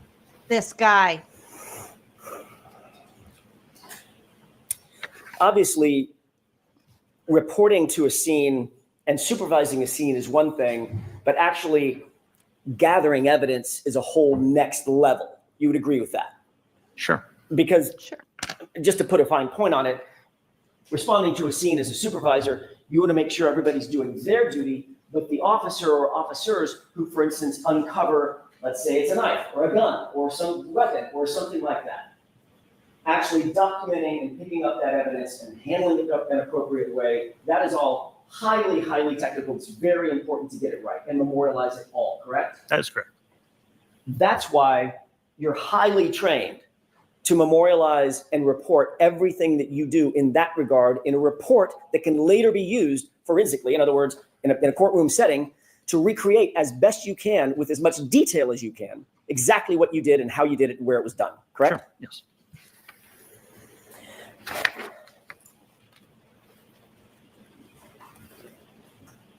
Officer Lank wrote a report in this case. Sure. Did Officer Mullaney? I believe he did, yes. Did Officer Seraph? Yes. Did Officer Good? Sergeant Good? Yes. Yes, Alan, but he's a supervisor. He doesn't have to do that remedial stuff. Come on now. But you did not. I did not. I did not. I don't know how to write. There, you have it. There's the smoking gun of the case. I don't know how to write. I can't read. Give me my $300,000 a year. Good. Yes, But you did not. I did not. Who was the first officer to find any potential physical evidence at the scene, be it blood or glass? I can't answer that. It was not me. I was not the first thing that was spotted was the pink spotting, not the glass. Okay. Who was the first person to see the glass? I think it was myself as I uncovered it with the leaf blower. One of the important things that we've talked about, Mr. Gallagher, is documenting the details of evidence recovery, not just the fact that something was recovered, correct? That's correct. So you'd want to know what time of day it was recovered, correct? Sure. You'd want to know who was there and who was around when it was recovered, correct? Yes. You'd want to know what the item is, the condition of the item, right? Yes. You'd also want to know exactly where it's recovered, correct? Yes. In other words, as best you can to pinpoint the exact location where an item was found. That could play a huge role in any investigation, be it criminal or otherwise. It could. It could. It could. It could. I don't know. I'm drunk. I don't know. When is this done? Did you diagram or draw a diagram back at Canton PD or I did out not. at the scene? No. About where that glass was found? No, I did no reports or diagrams. What do you do then? Did you diagram exactly where you recovered the blood spots that you did recover? No. Did you at least, if you did He's write like, I was just there to use the leaf blower. I love a leaf blower. I don't have one of my own yet. I got to save up for it. Okay. A lot of my money is getting spent down at the waterfall at the bar. So I got to save up for one of them. But I got a good craftsman. I'd say that. I just got a craftsman leaf blower recently. So, but what? or I did out not. at the scene? No. About where that glass was found? No, I did no reports or diagrams. Did you diagram exactly where you recovered the blood spots that you did recover? That's No. silly. This guy. Did you at least, if you did write a report, did you at least take notes on a pad about what you were doing? The conditions weren't, it was pretty hard to take notes at that time, but I did not take notes, no. Not according to Katie. Katie took them. A firefighter paramedic Katie took it on her glove.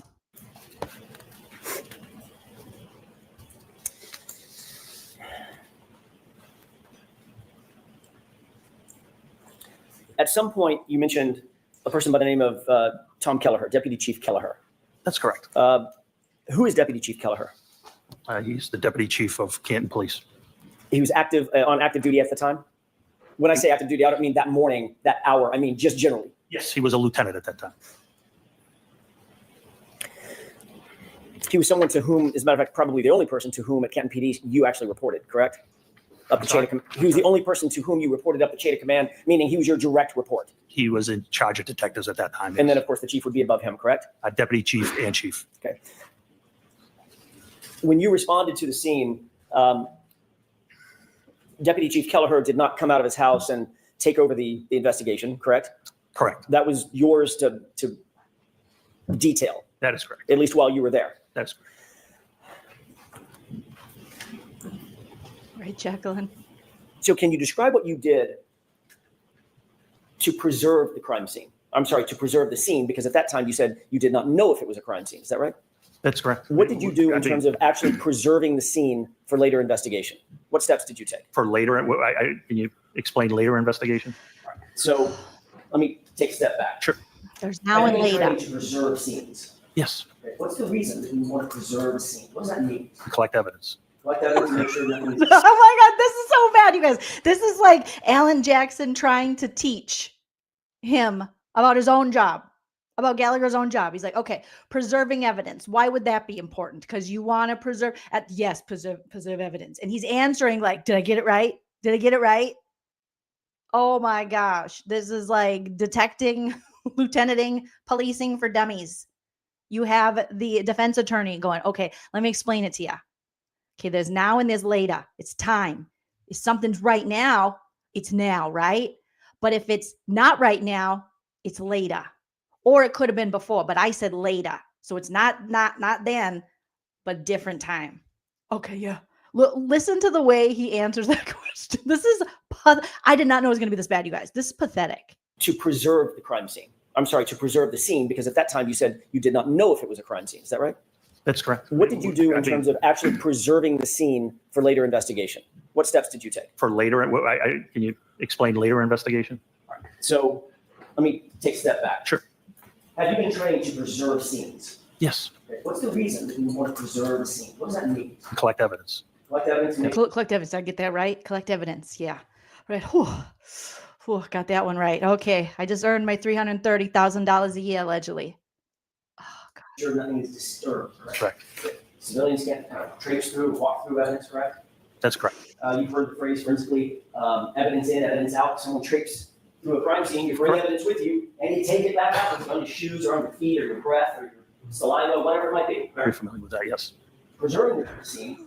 You're very familiar with it, but you need Alan Jackson to explain it in more detail of that question of what did you do at that scene to make sure the evidence was preserved for later investigation? Because right now it's not a crime scene, but just in case it's a crime scene because you don't know what happened, you want to preserve it. I mean, this isn't that hard to understand, Paul. Is best efforts, is best practices to make sure that nothing is moved, touched, messed with in any way, correct? That's correct, and that's what was done here. What did you do? That's my question. What did you do to preserve that scene? So there were no civilians ever to trample through.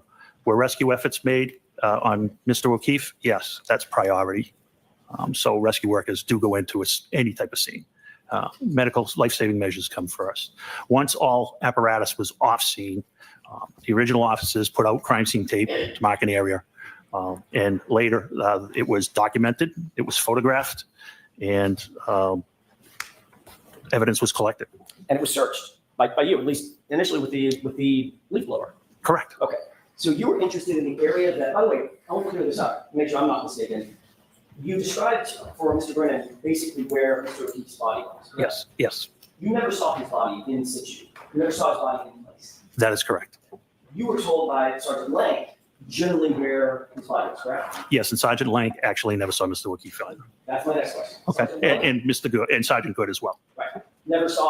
Sergeant Lang never saw John O'Keefe actually in place, correct? That is correct.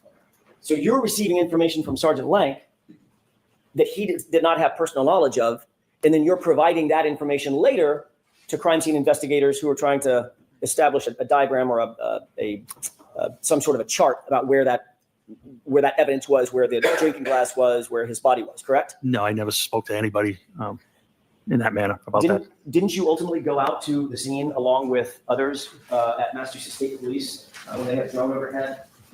No, you're mistaken. I can clarify it for you if you wish. Sure. So on February 1st, after the execution of the warrant, they wanted to go down to the scene. It was Trooper Proctor and somebody from the CARS team. I'm not sure of the name.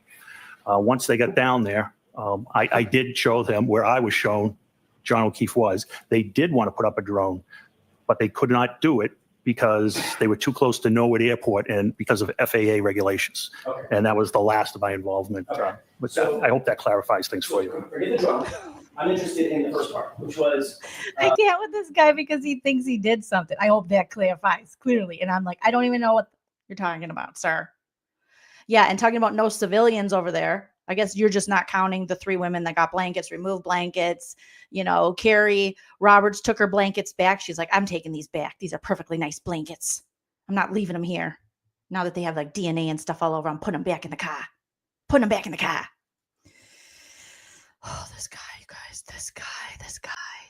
My God. You accompanied Trooper Proctor to the scene. So I hope that clarifies things for you. Forget the drone. I'm interested in the first part, which was he only wants to play with toys. He's like, there was a leaf blower. I did the leaf blower, and then I didn't write anything down. I didn't record it. Nothing. Well, they did record me using the leaf blower so I could put it on my social media. I was like, look at this leaf blower. Look at the size of this thing. I compared it to a dick. It was hilarious. We were drunk at the bar. Anyways, and then I suggested maybe we need a drone. And then FAA, those bastards, they didn't let me use it. But I wanted to. I always wanted to use a drone. It was so cool. He's just there for the toys. You accompanied Trooper Proctor to the scene, correct? Correct. There were other members of CARS, C-A-R-S. I think there was one. Crash accident reconstruction section, I'm assuming. Okay, so it's a forensic, a member of MSP who does forensic diagrams, correct? I would say. I don't know if they do diagrams. I don't know what they do. Or reconstruction of some sort. Sure, reconstruction of some sort. So you were there to help provide information about where Mr. O'Keefe's body was found, correct? And be a Canton police officer present in case any neighbors had come out. So you were there to help provide information about, or at least you did provide information to them about when Mr. O'Keefe's body was found. Oh, sure, yes. Except you didn't see Mr. O'Keefe's body, did you? No, I did not. So that was a guess on your part. It was what I was shown. It's the information I had. Yeah, it was the information you were told by Sergeant Lang, correct? Yes, Who also didn't see John O'Keefe in place on the ground at 3450, correct? that is correct, yes. So his would be a guess also, correct? Well, we're going backwards. So he was told by Sergeant Good and et cetera. So it was information passed along, which is what police officers do. Right. But the police officer that was out there at the scene, who was helping the reconstructionist establish the formal report, and the CARS report was an officer who not only didn't see where John O'Keefe's body was, you got information about where John's body was from someone who didn't see it either. Correct? Telephone. They're playing No. telephone. You have to go back to the beginning. I didn't understand the beginning of that question. Sure. Just- He's basically saying Very- you guys are playing schmurder, body, where's the body, telephone. You're like, hey, Lanky, I heard it's over. Lank told me I heard it's over there. Someone told Lanky, but none of you guys saw John O'Keefe's Right again. in the snow. The point is, Mr. Gallagher, who not only Man. didn't see where John They O'Keefe's did body a was, shitty you got information about where John's body was from someone who didn't see it either. Correct? Can we at least agree on no. that? You have to go back to the beginning. I didn't understand the beginning of that question. Sure, Just very I'll try well. again. The point is, God. Mr. Gallagher, you happen to be tapped as the person Yeah, who's going dumb. to assist the CARS folks, the MSP, in creating their CARS, No. ultimately their CARS report. No. No. They called two friends. He called two friends, so on, so on. Isn't Two it true drinking that buddies. you accompanied Trooper Proctor and members of the CARS unit to document Fairview Road and the scene of the incident? Yeah, I thought I explained it could not be done. Okay. So I'm not I wasn't, I only went to show them where Mr. O'Keefe was and But you never saw in him. case any neighbors came out. I wasn't there to assist in any documentation at all. You were there. You know who Brian Tully is. I do. Have you reviewed Brian Tully's report? I have not. You showed me one section of it. Is it true that what you actually told Brian Tully is that you went with Trooper Proctor and you're already shaking your head now? I didn't finish the question. No, I got that part wrong. You accompanied Trooper Proctor? no. What's Get him, Alan. He's like, you're already shaking your head. I haven't finished the question. This guy's just like, I think he doesn't even, he's just one of them bobbleheads. Like he's just a big dummy. He's like, he can't help it. His head just starts shaking because he's like, I don't get it. He's trying to get his brain to work. He's trying to activate the brain. And the brain's like, nah. What are you, out of your mind? What are you, an idiot? Dumb as a bucket of rocks. Dumb as a bucket of rocks. And that is an insult to a bucket of rocks. But get him, Alan. Alan's like, what are you shaking your head for? I haven't even asked anything. He's like, what does he look like? He reminds me of someone or something. Tully is that Like a you cartoon character. Would it be Fred Flintstone? Like, I don't know, he's got like Fred Flintstone face or something. went with Trooper Proctor and you're already shaking your head now. I didn't finish the question. no, I got that part wrong. You accompanied Trooper Proctor? no. What's wrong is I was interviewed by Lieutenant Tully. That was a meeting I had with Prosecutor Lally. Okay. Trooper Tully was present. Trooper Tully never asked me any question. I don't recall Trooper Tully ever asking me a question, sir. So let me be a little bit more defined. So in Trooper Tully's report, where he reports what you said, you were actually talking to Adam Lally, my colleague sitting up in front. Correct. Okay. So now we got that cleared up. Let me ask you again. Did you say in front of Trooper Tully that you accompanied Trooper Proctor and members of the CARS unit to document Fairview Road? Meaning they were documenting Fairview Road. It's not clear. The report's not clear. They were going to document Fairview Road, not me. So you just said something that I want to follow up on. Report's The not clear. report's not clear. I knew correct? it. That's correct. So that's an inaccurate report. I wouldn't call it inaccurate at all. I'm just saying you're misinterpreting the wording. I see. And I'm misinterpreting Whoa, it. whoa, whoa, whoa. You just said the report's not clear. And then Alan's like, okay, yeah, let's talk about the reports. No. You're misinterpreting the unclear report. This guy is so stupid. I had no idea. I didn't watch his first testimony in the first trial. This is a dumb lug nuts, like no brain man. Oh, what the French toast? Oh my gosh. It's unclear, but you're misinterpreting the unclearness. We are all dumber having to listen to this man. It's not clear. The report's not clear. They were going to document Fairview Road, not me. So you just said something that I want to follow up on. Okay. The report's not clear, correct? That's correct. So that's an inaccurate report. I wouldn't call it inaccurate at all. I'm just saying you're misinterpreting the wording. I see. And I'm misinterpreting it even though I just read it directly from the report? Yeah, sometimes sentences have different meanings. Okay. Yes, you are. Okay. I can't stop pausing. This guy. He thinks he's doing. The reality is you did end up going to the scene, correct? I did. And you accompanied. Sometimes sentences have different meanings, a different way you can read it. Sometimes sentences aren't the same. Sometimes you get different sentences. When you write a sentence, it's not always, everyone in the world doesn't write the same sentence. It makes sense if you don't think about it. Yeah. Oh my gosh. He thinks he's like a Rhodes Scholar over here. And members of the CARS unit to document Fairview Road. Meaning they were documenting Fairview Road. It's not clear. The report's not clear. They were going to document Fairview Road, not me. So you just said something that I want to follow up on. Okay. The report's not clear, correct? That's correct. So that's an inaccurate report. I wouldn't call it inaccurate at all. I'm just saying you're misinterpreting the wording. I see. And I'm misinterpreting it even though I just read it directly from the report? Yeah, sometimes sentences have different meanings. Okay. Yes, you are. Okay. The reality is you did end up going to the scene, correct? I did. And you accompanied, I don't want to use a word that you'll challenge, you went with Trooper Proctor, correct? I took my... Okay. Yes, sometimes sentences have different meanings. And we're all like, what? Philosopher Paul Gallagher coming in with they do? What? And he's so proud of himself. Oh my God. I'm embarrassed for him. The reality is you did end up going to the scene, correct? I did. And you accompanied, I don't want to use a word that you'll challenge, you went with Trooper Proctor, correct? I took my cruiser to 34 Okay. Fairview, yes. You were there at the same time Trooper Proctor was? Yes. And you were aware that the CARS team was there so that they could document the scene, correct? I don't know what the purpose of the drone was. I'm not familiar with that section. I thought I answered that question. I'm not familiar with what they do. But you do believe that, as you sit here, you were there, we weren't. You do believe that that's the reason that they were there was to document the scene. Put up a drone. Okay. I don't know what you mean by document. I don't know if it was to photograph, I guess, which if you mean by document, photograph, I guess it could, I would agree. If it means take measurements, I wouldn't know. Okay. It's a form of Did you tell documentation. any of the members of the CARS team where you believed John's body was? I believe it was Trooper Proctor, but I believe he was there, yes. Trooper Proctor obviously was not there when John's body was there either, correct? That is correct, So yes. he would have gotten that information. From you. That is correct. So now that's 3 people.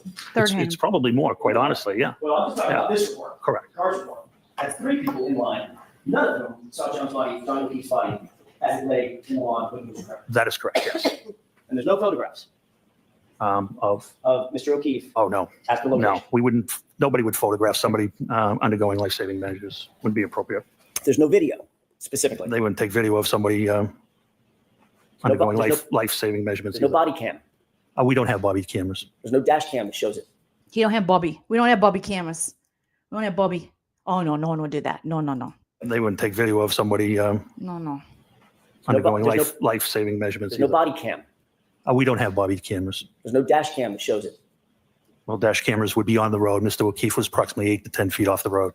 Well, hang on a second. You're not sure where Mr. O'Keefe was because you never saw him. That's why I used a range, yes. Little Alan. I know where the blood was. I know where the glass was. But you never saw him. 7 to 9 feet off. That's correct. Or 12 feet off. You can't say. I could only approximately. You are correct. He's yes. guessing. You did meet with Officer Seraph. You met with all the officers when you arrived at the scene, correct? Yes. And Officer Seraph had been there from the beginning of the morning. Yes.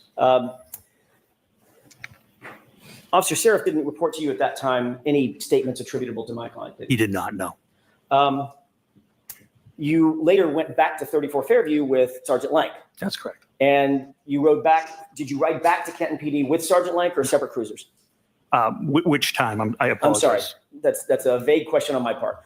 You went back to 34 Fairview with just Officer Lank, and you described the circumstance in which you went in, you were let in by Brian Albert. He went to the kitchen. You were in the family room or some other place. Right by the kitchen, yeah. Right by the the room kitchen. off the kitchen, yes. Okay, so right next to where he was interviewing That's correct. Jennifer McCabe. Yes.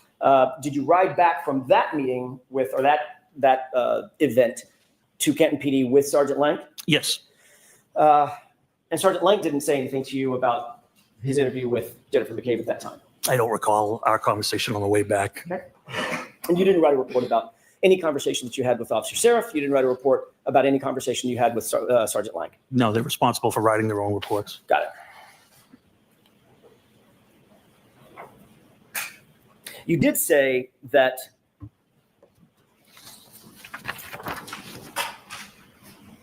let me back up and ask a different question. He's like, I can't write. I told ya. You testified about a year ago in another proceeding.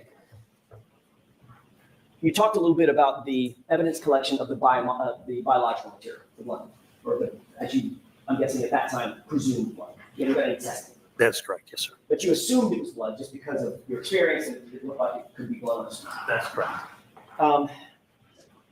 How far were you from Canton PD? Approximately. Mile and a half. Mile and a half. You had your cruiser with you. I had my personal vehicle with me. Your personal vehicle. In other words, your ambulance where you could get from point A to point B if you wanted to. Yeah, I was the scene supervisor. I wasn't leaving the scene. Okay. But I you had also my Kia. subordinate folks at the scene that you could have dispatched had you wanted to. Correct. They all had cruisers. Yes, they did. Or personal vehicles. I'm not sure which. I'm sorry?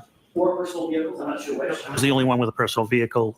Detective Sergeant Lang had a Toyota Tundra pickup truck that is not marked, but it's assigned to our detective unit. So if you wished to, as the ranking officer at the scene, you could have dispatched one or more of those officers to run an errand, to go do something in furtherance of the investigation, had you wanted to. Yeah, I actually did that. Okay, you did. What did you Yes. do in that regard? Remember, I sent Sergeant Good to get the leaf blower. Got it. Oh my God. You also know that Canton PD has evidence collection bags at Canton PD. Yes. You also know that they have materials and tools to gather biological material, correct? We do have swabs, yes. And those swabs go in little containers to maintain their sanitary nature, correct? That is correct, yes. In other words, if you see a blood stain, you don't just walk up with a Kleenex that you find on the ground and wipe it up. There's your blood stain. There is a process for gathering that type of evidence, correct? Sure. If you're looking for DNA, you can use a bloody Kleenex, to your point. It'd be kind of an emergency. Yeah, absolutely. My point exactly. But if you're a mile from the Canton PD, Yeah, you could have gone back and done a swab. could have. But you didn't. Didn't want to because of the weather. Because you just said because it's an Didn't want to, didn't have to. I'm the supervisor. I make the decisions. I decided, nah, solo cups, good. Leaf blower, check. Drone, possibly check. Tent from REI, check, check. We're good. I'm the supervisor. Have you ever been a supervisor? That's what we do. And I had to get to the bar. It was about to close. It's an emergency, and A mile from the Canton PD, yeah, you could have gone back and done a swab. could have. But you didn't. Didn't want to because of the weather. Because you just said because it's an emergency, and we thought it was an emergency there. I mean, the storm was coming down terribly, and I believe if we didn't collect that biological matter, we weren't going to get that biological matter. But Canton PD was a mile and a half away, 4 or 5 minutes. In a blizzard. Still, in a blizzard, I feel like it's 3 minutes in good weather, probably 4, 5, 6 minutes in a blizzard, correct? I'm not sure. So let's call it 12, 15 minutes. You certainly could have gone, but if you wanted to, you could have dispatched one of your officers to go back and get swabs and properly collect the blood material. Sure. And I believed 15 minutes would have made a difference. And what you did instead is, well, 15 minutes would have made a difference, but you asked Sergeant Good to drive to his house and get a leaf blower. Yes, and while he was doing that, we were documenting the scene with photographs. You could have documented the scene with photographs even if you... Wait, before when he asked if you were documenting, you were like, I don't know. Did we write down? Did we take a picture? You almost didn't understand that documenting could mean pictures, video, like writing it down. And now you're like, yeah, we were documenting it. This guy, so dumb. 15 minutes would have made a difference, but you asked Sergeant Good to drive to his house and get a leaf blower. Yes, and while he was doing that, we were documenting the scene with photographs. Wait. You could have documented... He didn't even, I apologize. He didn't even say documenting. He said documenting. Well, 15 minutes would have made a difference, but you asked Sergeant Good to drive to his house and get a leaf blower. Yes, and while he was doing that, we were documenting the scene with photographs. What the heck? This guy, we're documenting the scene. What happened? Do you guys hear that we were documenting the scene? Of course he doesn't understand. He's got a different word for it. Documenting. Well, 15 minutes would have made a difference, but you asked someone. Sure. And I believed 15 minutes would have made a difference. And what you did instead is, well, 15 minutes would have made a difference, but you asked Sergeant Good to drive to his house and get a leaf blower. Yes, and while he was doing that, we were documenting the scene with photographs. We were documenting the scene with photographs. Okay. Thank you. Thank you, Paul Gallagher, whatever that means. Could someone Google the documenting, what that means when you're documenting with photographs? I would love to know. Thank you. Thank you. Can I get one of the lean team researchers on the case? You could have documented the scene with photographs even if you went back and get a swab. What's the difference? Because we were ongoing. It was ongoing. I wasn't leaving the scene. I didn't ask you to leave the scene. I didn't ask you to I leave the scene. needed the other officers. We talked about scenes. I wasn't leaving the scene. I brought my tent. Okay. I had a tent. We had some Irish whiskey in the Toyota Tundra. I wasn't leaving. Okay. I was there. I was waiting for the drone. I always wanted to use a drone. Security. I already let one officer go. I now have 3 left. We're securing that scene. So you saw pink stains in the snow, correct? That's correct. And you said, Officer Good, probably called Sean, Sarge, go home and get a leaf blower. That is correct. Could have said, Officer Mulaney, get your butt over to Canton PD and pick up 10 swabs, correct? He wouldn't have had access to the swabs Oh, so now one of your officers could have gotten swabs, even if the lieutenant, ranking lieutenant, had dispatched him to go get a swab. because he doesn't have access to the BCI, the Office of BCI, where our stuff is kept. Could you have made a phone call? No, nobody there would have had access at that time. It was only Officer Dever on the desk. So you're the only person that could have gotten those swabs? Sergeant Lang could have gotten them as well. So Sergeant Lang could have too? Sure. But you didn't say that? No, definitely didn't. Okay. What you did do, however, is you went to the neighbor's house. That would be Tom Kelly, right? The lieutenant of detectives, yes. Right. And Lieutenant Kelleher gave you red solo cups. Yes. I asked for plastic or glass containers. He had solo cups, and I utilized them. The same kind of solo cups that we all see at backyard barbecues. Yep, they hold liquid terrifically. You guys, this is making me ugly laugh. Oh my. Yes, they hold liquid terrifically. It's terrific. Have you had a red solo cup? Because I've drank a lot out of red solo cups. They hold terrifically. Earlier, he was like, they're great. And now terrifically. Oh my God, sir. Something's wrong with him. Something is wrong with him. Was the ground hot and did he fall on it? Because something's wrong with this man. And terrifically. What you did do, however, is you went to the neighbor's house. That would be Tom Kelleher, right? The lieutenant of detectives, yes. Right. And Lieutenant Kelleher gave you red solo cups.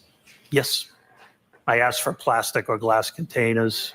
He had solo cups, and I utilized them.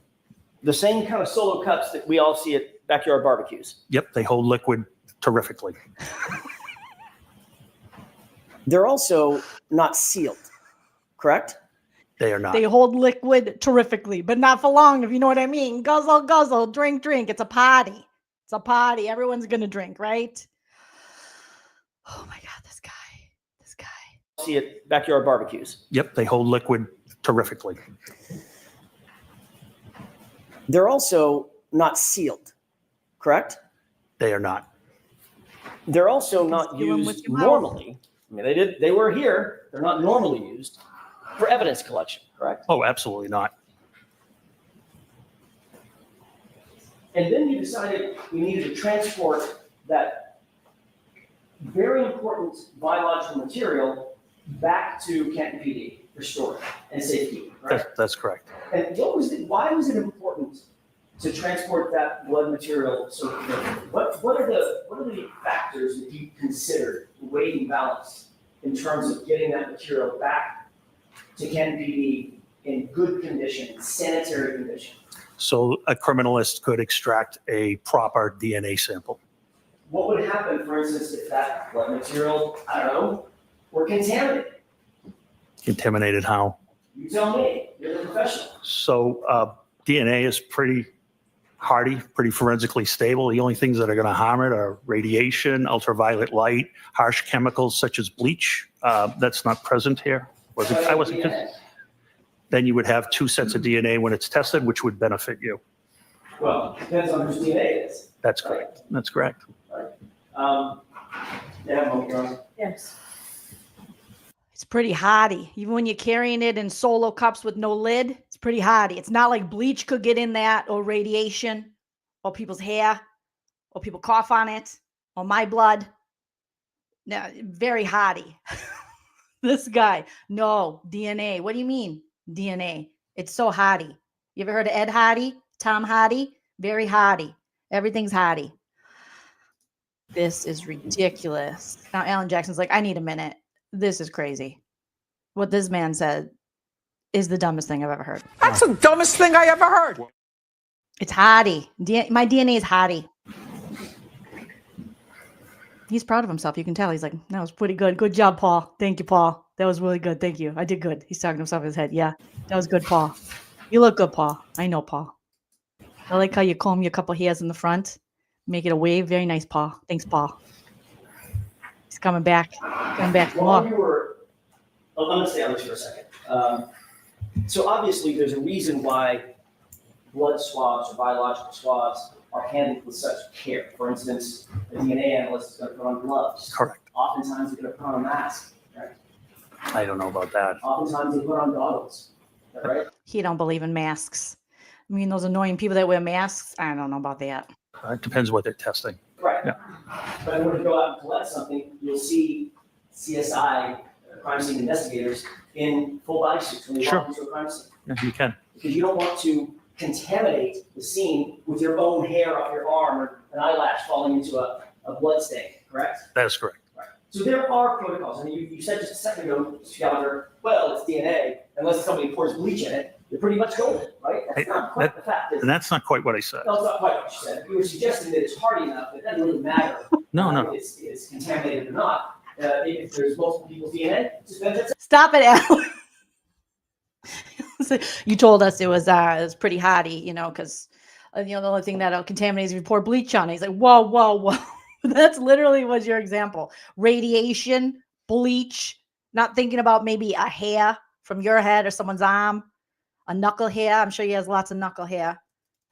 He's like, whoa, whoa, whoa, whoa. That's correct. Right. So there are protocols. I mean, you said just a second ago, Mr. Gallagher, well, it's DNA. Unless somebody pours bleach in it, you're pretty much golden, right? That's not quite the fact, is it? And that's not quite what I said. No, it's not quite what you said. You were suggesting that it's hardy enough that it doesn't really matter No. if it's contaminated or not. If there's multiple people's DNA, it just benefits everybody. No, I simply asked what you meant by contamination. Okay. So it can be contaminated with debris, is that right? Sure, it can. It can be contaminated with other people's DNA, is that right? It can. It could be contaminated with foreign items, foreign either aerosols or somebody's spittle when they're talking, correct? Sure. It can be Well, not- contaminated with 1,000 things. Hypothetically, Right. Hey. Of course, these solo cups didn't have lids on them, right? they did not. They were open. Yes. You didn't photograph where you picked up the samples. No. You didn't document where you picked up the samples. No. So if the samples were in 6, how many solo cups were there? 6. 6 solo cups. We don't know as we sit here where each of those solo cups contents came from specifically, do we? Specifically, no. Okay. Then those solo cups with no lids were placed into a bag, right? That's correct. You said on direct examination that this was a brown paper bag, right? It is. From someone's house. Stop and Shop, I believe. Stop and Shop. And you said that Stop and Shop bag is, other than having the words Stop and Shop on it versus evidence on it, basically the one and the same thing. Same dimensions, made out of the same materials, yes. Right. But with an evidence bag, you know exactly where it came from and who's handling it. Yep, Alan. Not necessarily. Comes from a manufacturer. What do you mean not necessarily? You would know from your evidence bag. Hopefully, you know where it comes from and you know if something's been put in it before or something, rather than a Stop and Shop from someone's house. Like, yes, Stop and Shop bag, let me get one of that. How do we know it wasn't reused multiple times by someone? This guy. And 6 red solo cups. It's a party. He's like, it was a good party. Stop and Shop, I believe. Stop and Shop. And you said I'm going to watch this guy's Instagram because something tells me that the Canton PD, mainly this guy who was the boss of bosses who never wrote anything down, has a sponsorship with Stop and Shop. Okay, he is an influencer, and he has a little deal with them because he's like, Stop and Shop. You said that. That's correct. You said on direct examination that this was a brown paper bag, right? It is. Stop and Shop, I believe. And you said that that Stop and Shop bag is, other than having the words Stop and Shop on it versus evidence on it, basically the one and the same thing. Same dimensions, made out of the same materials, yes. Right. You had time to measure it. But with an evidence bag, you know exactly where it came from and who's handling it. Not necessarily. Comes from a manufacturer whose job it is to secure those bags so that they are not mishandled, so they can have some sort of bona fides that they're clean and ready to accept evidence. In, say, for instance, I don't know, the investigation of a homicide of a police officer. Okay. Important stuff, right? We're not at a homicide of a police officer at this point. I'm just talking about evidence bags in general. Evidence bags in general. In other words, I'm trying to think about some of the most important investigations around. The manufacturers of those evidence bags manufacture them and send them in a way so that their bona fides, the provenance of those bags is maintained, correct, and protected. That's the way they ship them, yes. Right. And Kenton PD pays extra money for those bags for that very purpose. I'm sure they do, yes. You mentioned almost tongue in cheek, look, except for the price, they're probably pretty close. Yes. There's a reason that there's a price difference, right?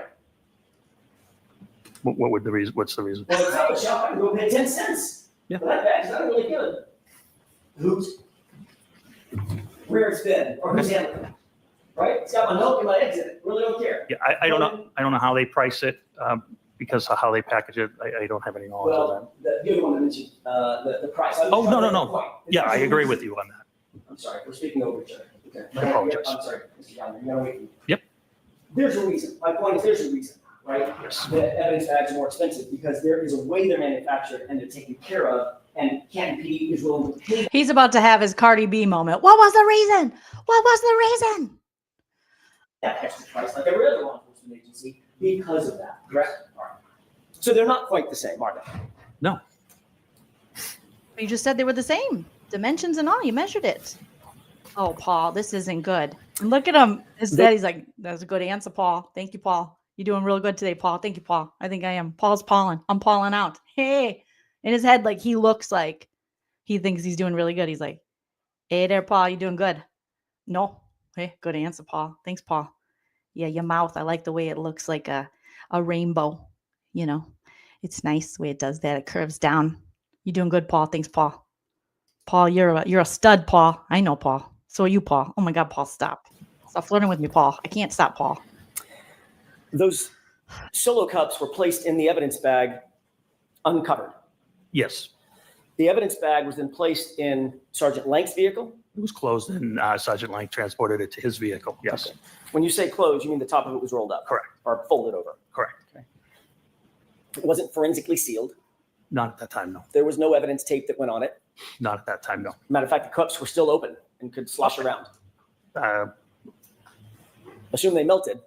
Yes. There's liquid blood and liquid water, like that's correct. Snow. That's correct. And you indicated that those were, at least you believe, those were placed in an evidence locker, a temporary evidence locker, correct? No, the blood samples were put in a refrigerated unit. My mistake. I thought the refrigerator was the temporary storage locker. It's different?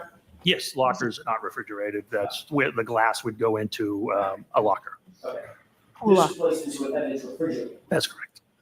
That was to maintain the integrity of the sample. Alan, that's hardy. DNA is hardy. It's not going to slosh around. Okay? I told you that. Tom Hardy, Ed Hardy, very hardy. He's not listening. This guy's not listening to me. Good job, Paul. You're right, Paul. Paul's killing it. I know, Paul. The biological sample inside the pouch, correct? That's correct. You have an evidence log of that. I don't know. Oh, he doesn't have an evidence log.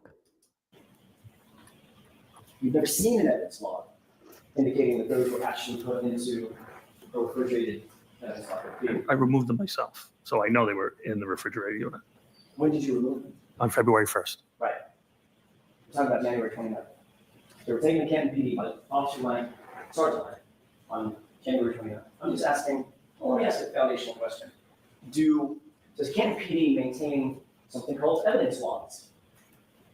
I don't know the answer to that. I'm not the evidence officer. No. There is, it's all computerized. Right. So like I explained earlier, when they do get logged in, the officer puts the description of the property, hits the space bar, and the computer generates an evidence number. Yeah, but you gotta hit the space bar. I'm not really sure how these computers work, but there's a screen and it's like a key thing. There's the little tappy taps, I call them, and you got to tap in the space bar. I know it's the long one because that's how long I like to stay at the bar. It's a long one. You know, I don't like when the bars close early, like the shift. I like the space bar because that's how long the bar. Okay, you get it. You get what I'm saying here. But you hit the space bar and it saves it, and we're all good. It's hardy. It's very hardy. Right. And the officer puts the description of the property, hits the space bar, and the computer generates an evidence number. Right. And that evidence number is associated with just that piece of evidence. Just that piece of evidence, correct. And every time it's checked out or put back in, there is a log created, correct? Yeah, they do it by computer, yes. It's a digital fingerprint. Correct. All right. I mean, you're a former narco specialist, right? Mhm. You did narcotics for years, right? I did. Drugs, about the most sensitive thing out there, right? I mean, you get I don't think he logged the drugs. I think he ingested them. Allegedly for jokes and satire. Don't sue me. Objection, Jolene, you can't accuse this guy of being on drugs. Overruled. He kind of looks like he's on drugs, okay? And that is just a subjective opinion. Paul, don't come for me, Paul, with your rainbow face, with your rainbow mouth. Don't come for me, Paul. bottle of fentanyl. Not just giving Oh my God. Not fentanyl. You did narcotics for years, right? I did. Drugs, about the most sensitive thing out there, right? I mean, you get a bottle of fentanyl. Not just giving set it on the evidence subjects. That's solo to make cups. sure that damn thing gets logged exactly how it's supposed to, correct? Of course. Because it needs to have a trace of where it goes and who touches it and who has access to it, correct? That is correct. You've never seen an evidence log for these items that were taken from 34 Fairview and supposedly put into, well, not supposedly because you took them out, and ultimately went into a refrigerated evidence log. Yeah, I wouldn't have access to the evidence log. Our evidence room is a very strict process. There's only two people that can. Don't you lie to us. You put shit in solo cups and stop and shop bags and leaf blowers. But once you get there, so it can be contaminated beforehand. But once you get in there to the lockers, very secure. We take it very seriously. We don't take collecting it seriously, but we do take it seriously when we're putting it away. So I don't have, no. We keep it in a cooler with some Miller Lights and some banquet beers. Some of the guys like the banquet beers. The older guys, they like them. Can even have Sam access to Adams. the permanent once it goes into permanent, the evidence log. From 34 Fairview and supposedly put into, well, You hit not the supposedly, space bar. took them out, and ultimately went into a refrigerated evidence log. Yeah, I wouldn't have access to the evidence log. Our evidence room is a very strict process. There's only two people that can even have access to the permanent once it goes into permanent evidence. The space bar has access and a drone, and that's it. Not even the leaf blower could get in there. Just the space bar. Okay, and the drone, not the leaf blower. I apologize. And it's the admin sergeant that changes the custody when it comes out for court. If an item has to come out for court, whoever has Court, like I did my cup, and I was like, had to come up for court. And as you can see, I handled that very delicately, like I would a bosom if I've ever touched one. I would do it like this, cup it underneath, and present it, not pull it too far away from the body because I heard that could hurt a lady because they're connected. The boobs are connected to the body. I don't know. I'm not an anatomy expert, but I'm pretty sure the boobs are connected to the boob bone. The boob bone's connected to the tit cage. I think that's how it goes. I don't know. I'm not a specialist at this. where it has to Not be a doctor. transported to another agency, or Thank you, if Joel. an officer needs it removed from evidence for further inspection, the admin sergeant would take care of that. That's the way it's. Mr. Jackson, you're not going to finish today, right? No, I'm In not. 2 minutes. Two questions, I'm also. All right, two. Bev, calm your bona over there. Bev's like, you're not going to finish today. I got to go. My bangs are getting greasy. questions. Thank you. That's the way it's supposed to work, correct? Yes. But you've never, as you sit here, you've never seen an evidence log determining where that blood went and who was handling it between January 29th and February 1st. I have never seen an evidence log. That's all I have, at least at this time. All right, Lieutenant, when I have you come back tomorrow morning. Thank you. Jury files that Yeah, have you come back. Thank you. So juries, that's it for today. All right, let's get into today's now. That was just yesterday's. This guy, oh my God, yeah. Everyone say it with me. The boob bone's connected to the tit cage. The tit cage connected to the areola space. Oh my God, you guys. Holy shit. Holy shit. All right, I got to grab a Celsius. I need to get more caffeine in me. Let me pull up that next one. Smash that like if you haven't already. You guys, we're going to get into today's the continuing of the cross-examination of Paul Gallagher. We're going to finish that. Holy balls. This guy.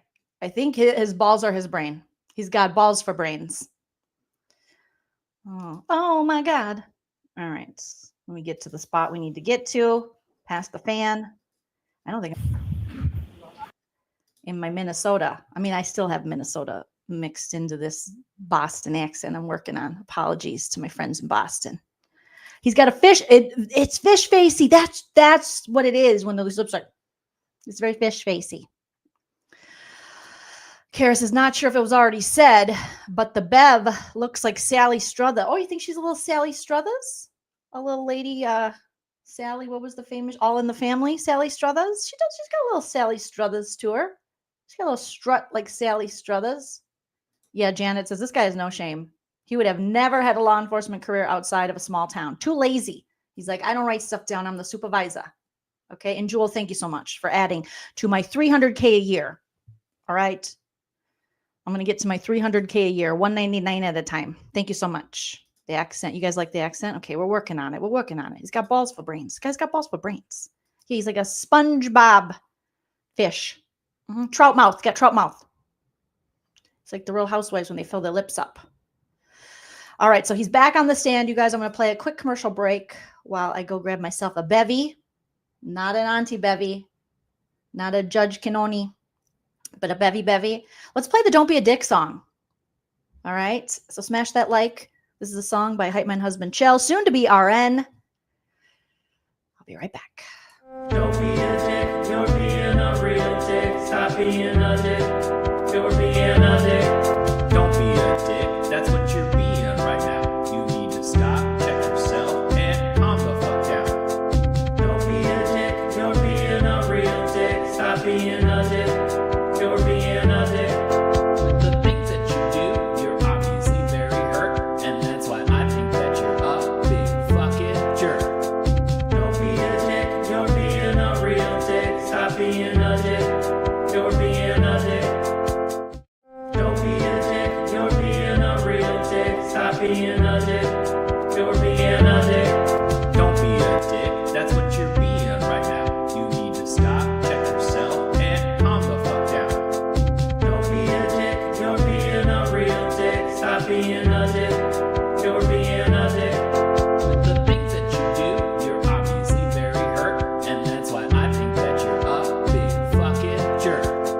Don't be a dick, you're being a real dick. Stop being a dick, you're being a dick.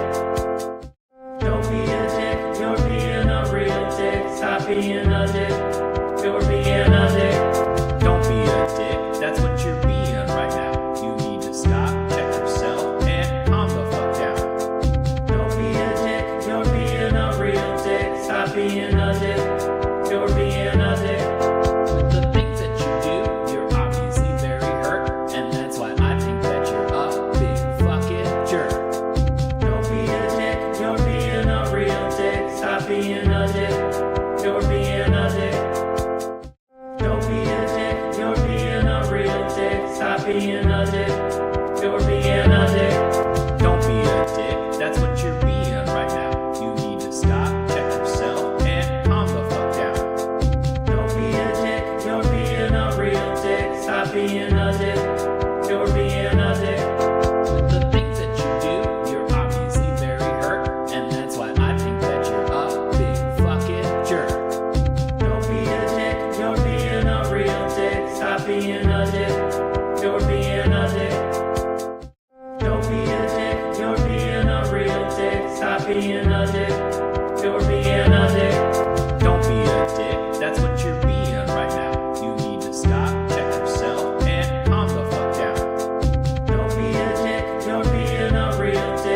Stop being a dick. You're being a dick.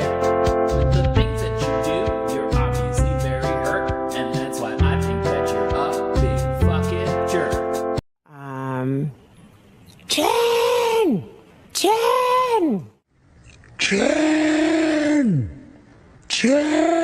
Jen!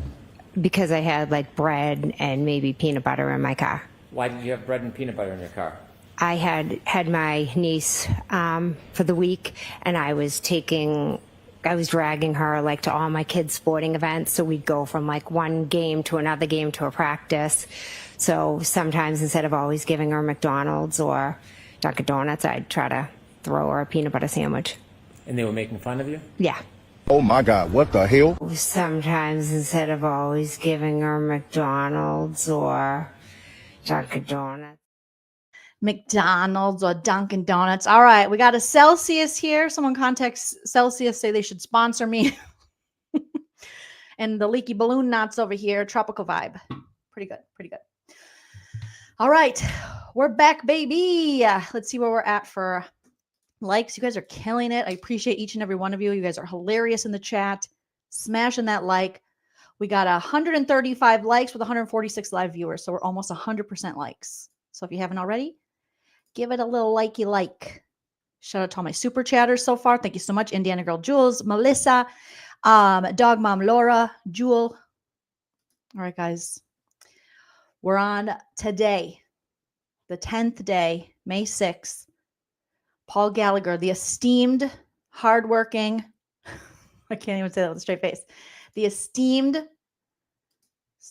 seldom working, never write nothing down, former lieutenant, retired now, Paul Gallagher is back for the Alan Jackson Cross. All right, let's get this party started. Sir, I'll remind you you're still under oath. Oh, we got producer Prince here. Let me put my AirPod in.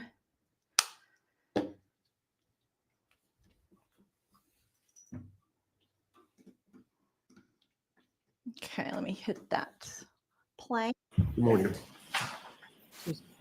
All right, Mr. Jackson, whenever you're ready. Good morning, Your Honor. Thank you. Mr. Gallagher, good morning. Good morning. Thanks for joining us again. I want to ask you a quick question about what we talked about yesterday concerning your search at the scene. If we could go back to that, when you engaged the leaf blower. During the time that you were removing materials in and around the area of the flagpole going out to the, I think you called it the berm, B-E-R-M, the berm, the curb. Yes, that was at the street. There was a 6-inch Cape Cod berm. Yes. Okay, and that led straight to the asphalt of the street, correct? It's basically a curbing. It's okay. Where the property line, the grass, the lawn meets the street. And you were searching the area where you believed Mr. O'Keefe's body to have been found, all the way out toward that curb or berm area, correct? Yeah, we did not go out to the berm. We did about approximately 6 by 6, 7 by 7, about 50 square feet. 50 area. Square feet. Okay, fair enough. But you did say at some point, I think on direct examination, you said that you exposed the berm just to give you some orientation as to where the curb was, where the street was. And if it was possible, he may have tripped and fallen. Yes. Okay. You did not recover or see a hat, a man's hat? No, sir. Black in color, baseball style hat? No hat. No, sir. You did not see or recover a man's shoe? No, sir. And you said you searched for the area in that 50 square foot area by removing materials, moving the snow, getting down to all the way down to the lawn. Yes. Okay. You did not see a single piece of bright red plastic taillight material either, did you? No, sir. Not in that area. As a matter of fact, you didn't see 46 pieces of taillight material, either clear or bright red plastic, in any part of the area that you searched. No, the only thing we discovered was the blood sampling in the glass. That is correct. Speaking of the glass, that's a good segue. You found that piece of broken drinking glass that you brought in and showed the jurors yesterday, correct? That's correct. Did you search the house at all to determine whether or not there was any matching glass in the home? No, I did not. You testified yesterday that you looked around when you were in the house. This is the second time you're at the location. So you went back with Sergeant Lank. I want to orient you to that time. That's when you actually entered the home for the first time of Brian Albert. Is that right? That is correct. Yes, sir. And you indicated that you did look around the family room, the kitchen, and you didn't see any signs of a struggle or anything like that. No, sir. I asked you that exact question about a year ago at another proceeding. Do you recall that colloquy between the two of us? Yes. And at that time, I asked you, did you look around the house for any sign of a struggle or a fight? And your answer was no. Do you remember that? Yes, I think that's out of context. I understood that question was, did I wander the house to look for any sign of a struggle? I believe you asked me if I went to asked me about a bulkhead and things of that nature. Okay. As I stood there, I have observations I can see. Right. So I think it's just a miscommunication on what type of search, Fair or enough. what type of observation. Fair enough. Let's clear that up right now then, Ms. Gallagher. With regard to your the time that you were inside the residence, you did not seek to or ask permission to look around any place other than where you happen to be standing, which is right inside that front door of the family room, sort of adjacent to the kitchen area, correct? That is correct. Yes, sir. You didn't walk into any adjacent rooms? No, sir. No, sir. Okay. You didn't walk into any, you didn't search the kitchen area? I did not. No, sir. You didn't look through the cabinets or anything like that? Absolutely not. No. You didn't look at the glassware? Absolutely not. No. You didn't go down to the basement? We talked about that previously? Correct. And- No, absolutely not. Okay. You didn't go out to the garage? No, sir. No. You didn't look around the garage? No. No. Other than walking in and basically where you just described, He looked with his eyes. standing while Sergeant Lank was engaged with Miss McCabe, you didn't do anything to search the interior of that house for anything? No, I wasn't there to search at all. Okay.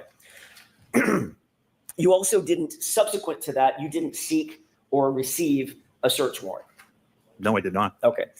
You didn't believe that it was necessary, in your mind, it was necessary to seek a search warrant to search the interior of that house? That's absolutely correct. You were aware at the time that you did go into the house that Sergeant Lank had earlier reported at least the possibility that John O'Keefe may have gotten into a fight, correct? I don't recall that. We went over options on how he could have come to where he was, and an altercation certainly was one of them. Okay, so that's fair enough. So an altercation meeting was one of them. When you say altercation, that means a physical fight, correct? Sure. So that was a possibility in your mind. Everything was a possibility at that time. And at that time, you had the information that you found, or Mr. O'Keefe's body was found on the lawn of a residence where there was alcohol, drinking, a party of some sort, or a gathering of some sort, just hours earlier, right? That's correct, but the house had nothing to do with the incident. At least. How do you know? That's correct, based on the evidence, yes, at that time. And the evidence at that time was simply. How did he know that? Oh, my Mr. Prince is like knocking the phone over. And then Buffy the anxiety slayer went running. Come back in, Buff. How does he know? He's just so quick to be like, oh, wow, I mean, why would we go in the house where the body was found in the yard? That doesn't make any sense. Why would we do that? Why would we think something happened in that house? Why would you not? So now Alan's going to tell us based on That's what correct, evidence. but the house had nothing to do with the incident. At least to your mind. That's correct, based on the evidence, yes, at that time. And the evidence at that time was simply your communications with some, but not all, the occupants of the house, including Jennifer McCabe, correct? That is correct, yes, sir. Jen! You didn't separate any of the witnesses that were, or any of the occupants that you saw inside the house, or you came across inside the house, for instance, by taking them to the station, putting them in separate rooms so that they couldn't coordinate testimony, things of that nature? At that time? At that time. So Detective Sergeant Lank was there to speak with Jennifer McCabe only. Okay. But there were others in the house. There were others in the house, yes. I'm just trying to figure out whether or not you took the added step of separating those witnesses, asking those witnesses potentially to join you down at the station, putting them in separate rooms, separating those witnesses. You did not do that. Not at that time, no. Okay. At any time, did you? No, we shortly thereafter, we were removed from the investigation. We removed ourselves from the investigation. And before you were removed from the investigation, you just left the house after the conversation that Sergeant Lake had with Jennifer McCabe, correct? Yes, after he took Jennifer McCabe's statement, we left the house, yes. Is the reason that you didn't seek a search warrant or separate the witnesses or ask any of the potential witnesses to join you down at the station, did that have anything to do with your knowledge the homeowner was a police officer? Absolutely none. I've actually executed warrants on police officers' houses in the past, including police officers I personally worked with and had to charge some of the. Okay, notice how he looks right at the jury. He's like, absolutely not. Okay, I have I have looked into many leaky balloon knots that were also police officers. So we were removed from the investigation. We removed ourselves from the investigation. And before you were removed from the investigation, you just left the house after the conversation that Sergeant Link had with Jennifer McCabe, correct? Yes, after he took Jennifer McCabe's statement, we left the house, yes. Is the reason that you didn't seek a search warrant or separate the witnesses or ask any of the potential witnesses to join you down at the station, did that have anything to do with your knowledge the homeowner was a police officer? Absolutely none. I've actually executed warrants on police officers' houses in the past, including police officers I personally worked with and had to charge some of their children. So that absolutely would not factor into a reason. And it didn't factor in this case? Absolutely, absolutely not. That's my question. It didn't factor into your decision-making that Brian Albert was a police officer? Absolutely not. You didn't get any special treatment because of that? Never. Not by me, absolutely not. Okay, not by you? Not. Okay. I can only speak to my personal knowledge. You were aware that, and you indicated yesterday, that the reason that Canton PD was removed from the investigation, or at least the interview section of the investigation, was because of a relationship of one of your detectives. You indicated your best detective, Kevin Albert, correct? That's correct. Or you gave Mr. Albert, or Detective Albert, very high praise. He's a very good detective, yes. And you were his direct supervisor. I was at one point, yes. Okay. You're aware that Kevin Albert was disciplined by the Canton Police Department for an incident occurring in July 2022, correct? I am, yes. Do you stand by your testimony knowing that Kevin Albert is your best detective, or was your best detective? He's an excellent detective, yes. You indicated that you contacted your deputy chief, Deputy Chief Kelleher, and ultimately secured some solo cups from Deputy Chief Kelleher across the street, correct? That is correct, yes, sir. You were aware at the time that Deputy Chief Kelleher's house was adorned with a Ring video camera just over the front door, facing out toward the street and facing across the street, which would be facing 34 Fairview, correct? That is incorrect. He does not have a Ring camera. I know that his system is an Arlo camera, and I have personal knowledge of that because we've discussed cameras because we bought them approximately the same time. What's an Arlo camera? That is incorrect. He doesn't have a Ring camera. He has an Arlo cam. What is he talking about? Well, he has some kind of camera system. Does not have a Ring camera. I know that his system is an Arlo camera, and I have personal knowledge of that because Arlo camera. It's an Arca. He's got an Arca camera, you guys. Because we've discussed cameras because we bought them approximately the same time. My mistake. Arlo camera, ARLO. I believe so. Yes. Okay, that's still, although it's a different brand, it's still a home personal surveillance camera, correct? Yes, but and you're aware that those. But it's not a Ring, okay? This guy, Alan Jackson, dumb, okay? Paul Gallagher, got him. In his head, he's like, got him. I did that. They're motion-activated cameras designed for security to capture images of things that may be going on outside the home. That is correct, yes, sir. May I approach you, Roger? Yes. Briefly. Well, Arlo's a cheaper brand. I've heard of, my parents have Blink. I have Ring. My dad loves the Blink. I like the Ring.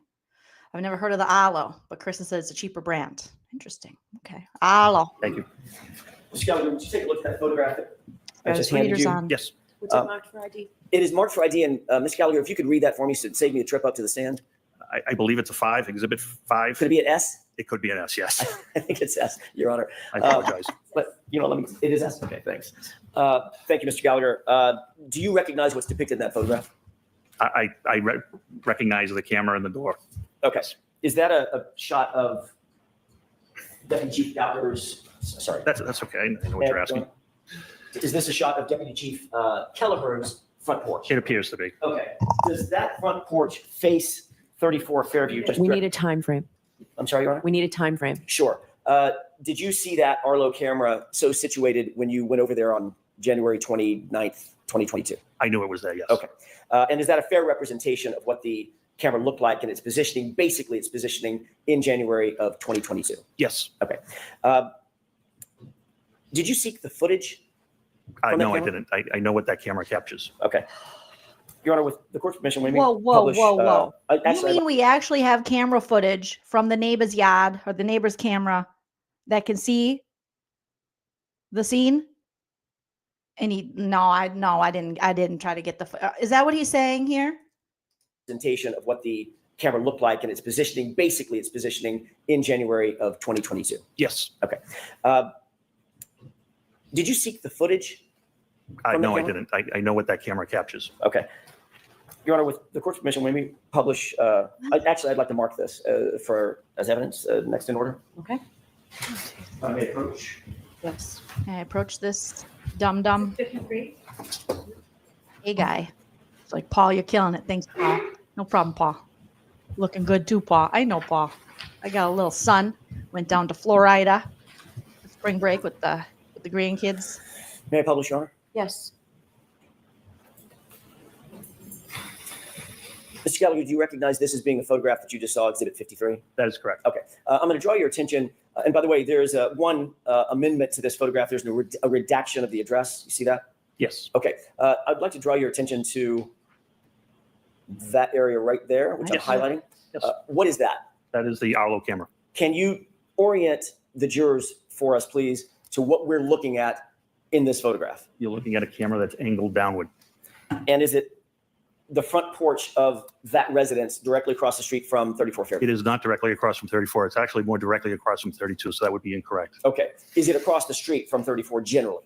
It is, if Lieutenant Gallagher's house is here, 34 is over here across the street. Okay. Is there a view from that front porch, just generally as you're standing there, if you were to turn 180 degrees and put your back to the door, is there a view of 34 Fairview as well as 32 Fairview? Oh, sure, absolutely. Okay. Did you seek, and we can take this down. Did you seek to secure any footage from that Arlo camera from Deputy Chief Kelleher? I did not.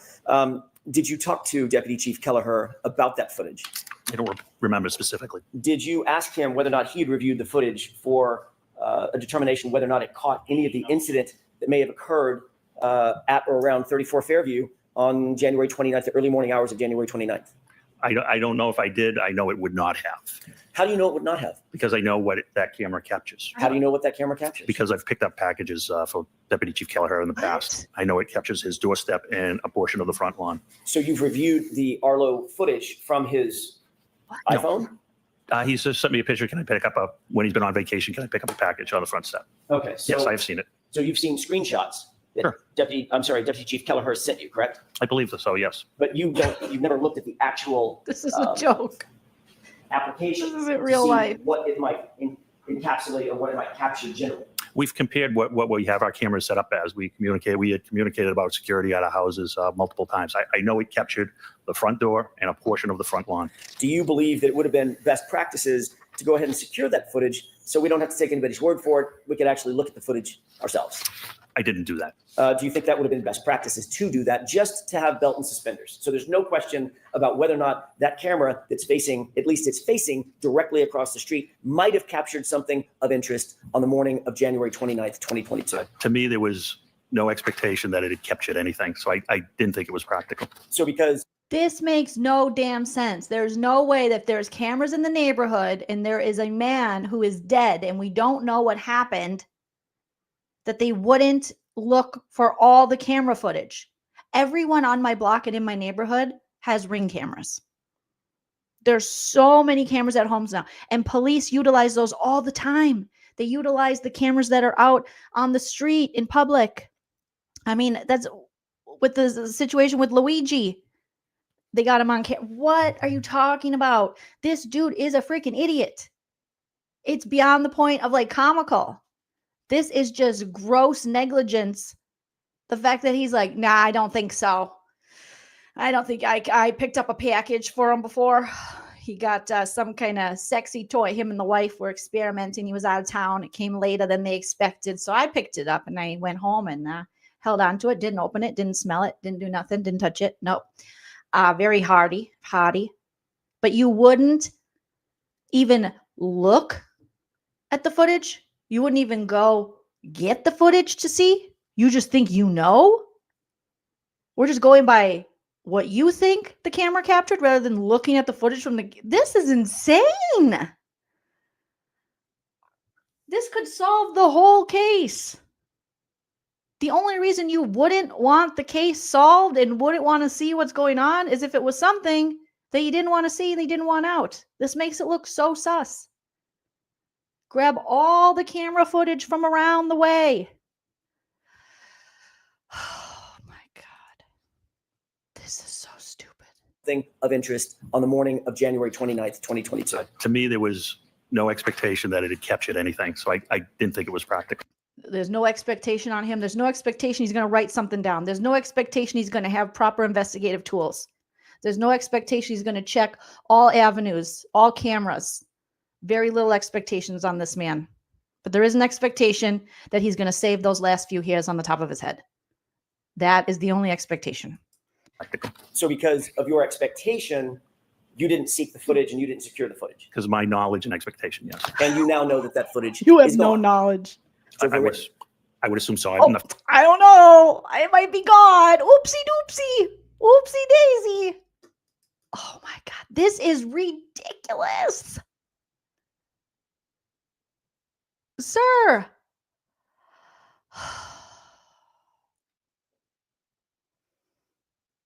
This could have been some receipts, proof, timeline, screenshots, even everything. Receipts, proof, timeline, screenshots, everything. In Canton Police, stop paying guys like this so much money. Save your money. Hold on to your money. Don't give it to a bum who's not going to return it to you. Yes, ma'am. Don't give it to a bum who's not going to do his job. This is the incompetence. This is crazy. This is right, you guys. This is crazy. This is a serious matter. You have a police officer dead on the front lawn of a fellow police officer. There are cameras in the neighborhood, and you're like, no, I don't want to get it. And then all of a sudden, I don't think we need it. And then all of a sudden, the footage is gone. Just like Higgins' cell phone, just like Albert's cell phone, just like Chloe the dog, just like they sold everything. You didn't seek the footage and you didn't secure the footage. Because of my knowledge and expectation, yes. And you now know that that footage is gone. I would assume so. I'm not familiar with how long Arlo keeps footage. So you are familiar enough that you decided that it wasn't important to capture the footage, but you're not familiar enough to know whether or not the footage is actually saved onto the Arlo system? I don't know anything about it. I don't have Arlo cameras. So I don't know anything about. So what do you mean you don't know anything about it, but you know everything about it? How can you not know something about something that you just said you know everything about? You said, no, I know Arlo. I know what it captures. I know what that camera does. But now you're like, I don't know. I don't know. But I have Blink. So footage is actually saved onto the Arlo system?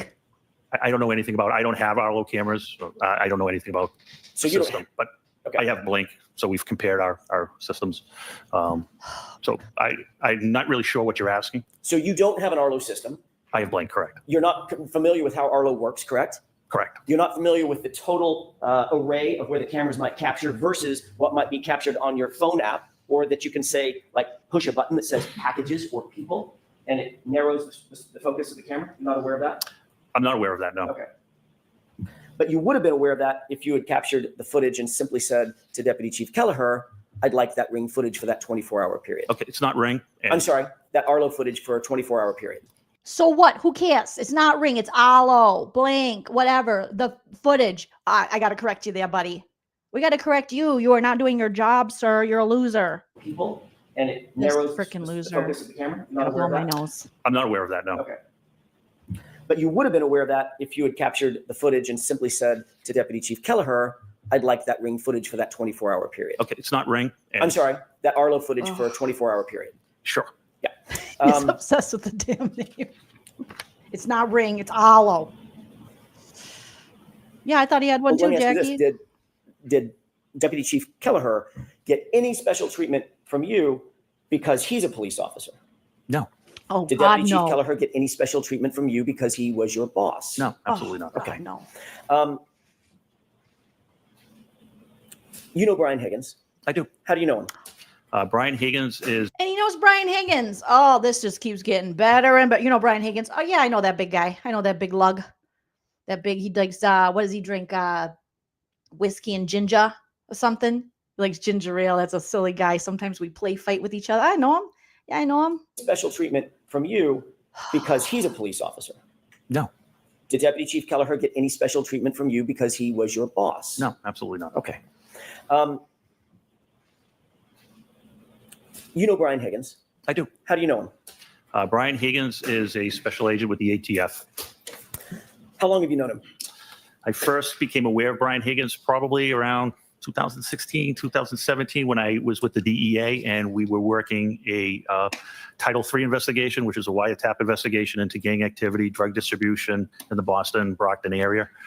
I never had any personal contact with him at that time. He was just an agent in the group I was working for. Ultimately, did that professional relationship seep into more of a personal relationship as well?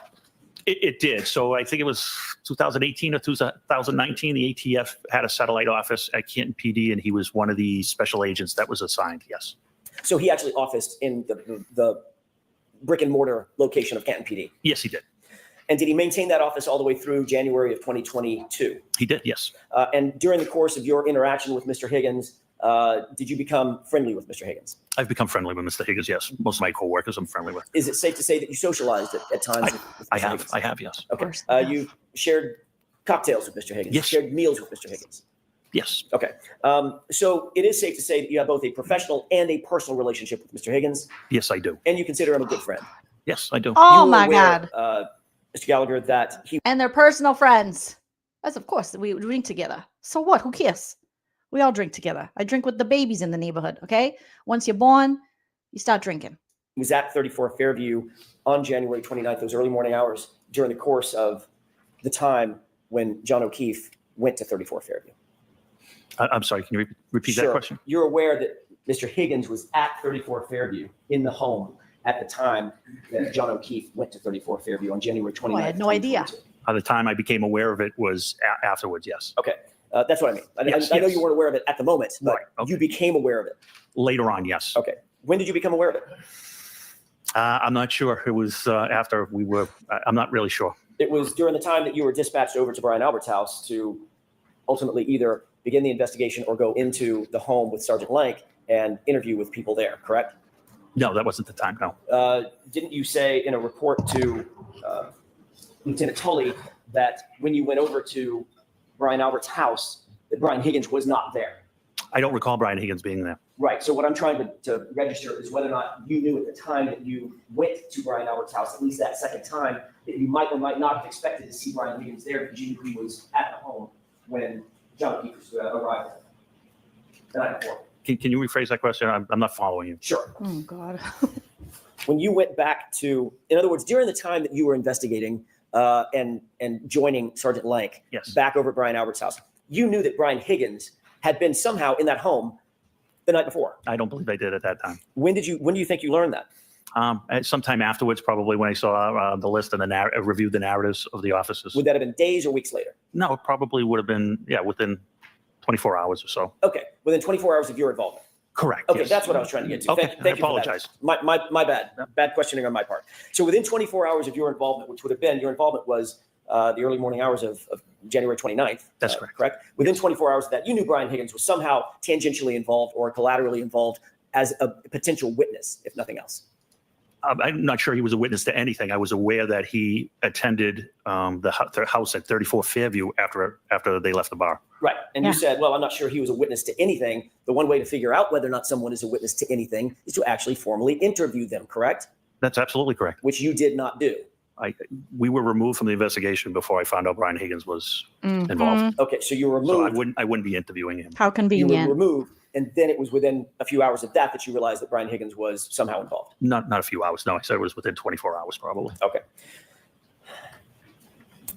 You're aware that Mr. Higgins not only had a office at Canton PD, he also had a key card for Canton PD. Yes, he did. Explain for the jurors what a key card or an access card at Canton PD means. What is that? What is a key card for Canton PD? So it's a secure building. I think we've all seen it. You have square boxes with the red light. The key card allows you access into the building. We've all seen what? We've all seen what? I think we've all seen it. Seen what? A keypad to Canton? I haven't seen that. Office at Canton PD. He also had. What's he talking about? We've all seen this. Probably. Okay. Seen what? You're aware that Mr. Higgins not only had a office at Canton PD, he also had a key card for Canton PD. Yes, he did. Explain for the jurors what a key card or an access card at Canton PD means. What is that? What is a key card for Canton PD? So it's a secure building. I think we've all seen it. You have square boxes with the red light. The key card. Just assuming everyone, you've all seen it. You've all had key cards before. Maybe not. Allows you access into the building. And depending upon your rank, you have different rights. Each individual has different rights to enter different areas.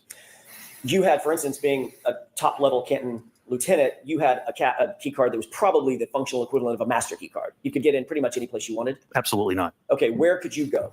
It's easier if I say where I can't go. That probably is easier. Would that be where? Explain that. So I can't go to the armory, which is where weapons are kept and ammunition is kept, and I can't go into permanent evidence. Okay.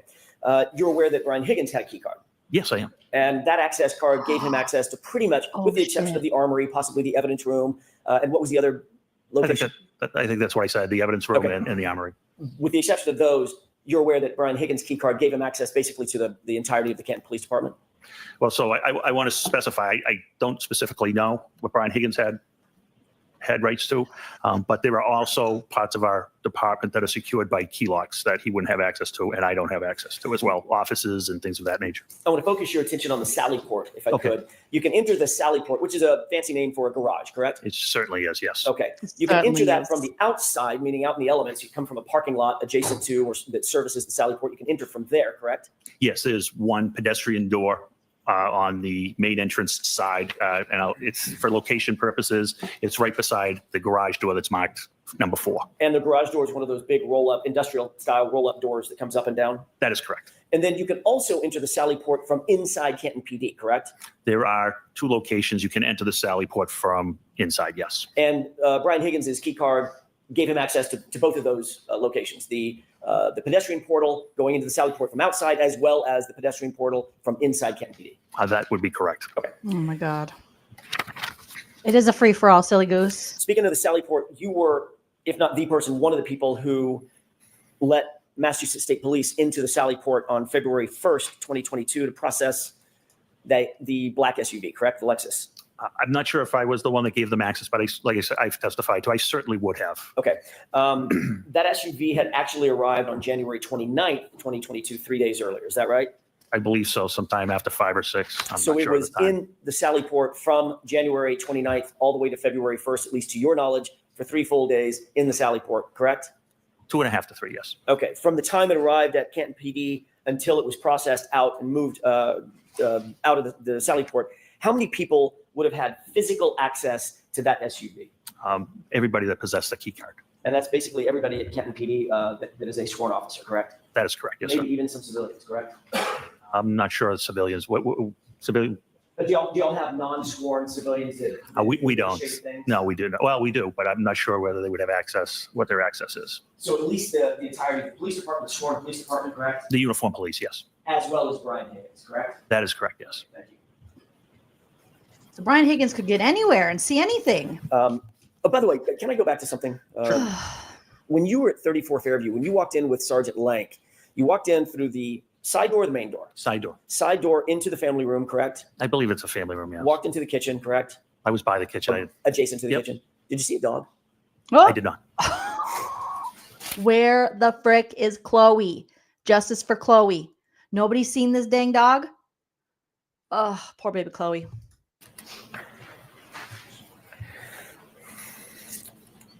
Where's your dog, Brian? Brian, where's your dog? Coco, where's your dog? Speaking of the Sally Port, I want to move back to the Sally Port. I apologize about bouncing around a little bit. Whatever her name is. Moving back to the Sally Port, you indicated that basically all the uniformed officers, every single uniformed officer at Canton PD would have had access to that Sally Port, as well as Brian Higgins. They also would have had access to everything inside the Sally Port, whatever was left there. Yes. The SUV and other stuff, for lack of a better technical phrase, correct? Yes. Okay. Did you photograph or did you cause to be photographed the SUV when it arrived on January 29th in your Sally Port? We had been recused at that point, and I wasn't working when the vehicle arrived. So I thought you said you were recused only from doing interviews. From doing investigative interviews, but I wasn't working when the vehicle came in. Okay. So you could have taken photographs of the vehicle had you wanted to, or caused someone to do that had you wanted to. I had no idea that vehicle was coming to Canton PD, sir. Okay. Once you got to, as the lieutenant in charge at the scene, was it important to you to know that a seminal piece of evidence had been moved into the custody and control of Canton PD? It wasn't important to me. It's the state police investigation. Even though it Again, was on your property, in your Sallyport, with access through your key cards. that's up to my chief. That's not up to me. I see. To your knowledge, This dude is always passing the buck. I thought you're supposed to protect and serve. You're supposed to protect and serve your community. Every investigation should be of interest to you if you're looking out for justice and protecting and serving. And where your money's coming from, where your paycheck comes from, sir. But it seems like he's just passing the buck. It wasn't me. It was another guy. Not me. No, I was recused, about to be recused. I recused myself. I got recused. Someone recused. I don't know. I hate this kind of person, man. Let me just ask it this way. To your knowledge, did anybody seek to photograph the vehicle when it arrived at Canton PD on January 29th, It's your 2022, police department. to your knowledge? I have no personal knowledge of that. Have you ever seen a photograph of that vehicle that was taken by someone in law enforcement on January 29th? I'm going to give you 3 days. January 29th, January 30th, January 31st, sorry, 30th or February 1st. I have seen photographs. I'm not sure what days they were taken. The photos were taken. You have not seen a photograph that was taken on January 29th, however, have you? I've never seen anything dated January 29th. You've never seen a photo, and I'm going to go through this a little bit more. You've never seen a photograph that was taken on January 30th, have you? Yeah, I have never seen any photographs with any dates on them. Okay. I believe. Do you think that would have been you were at the time the head of detectives, correct? No, that's not correct. You were not. You had already moved from that spot? I had, in January of 2022, I may be wrong. I thought wrong. as the It's, lieutenant, you were also the head of detectives. No, that was Lieutenant Kelleher at the time. I know you keep calling it's a mix up. So we've had promotions since January 29th, and I think that's where the mix up might be. So he was when you lieutenant at the refer to Deputy Chief Kelleher, he was actually Lieutenant Kelleher, and he was in charge of detectives at that time. At some point, had you been in charge of detectives? I became in charge of detectives in June of 2022. June of 2022. Yeah, approximately 6 months later. Understood. You had been a detective previously, however. That is correct. Okay.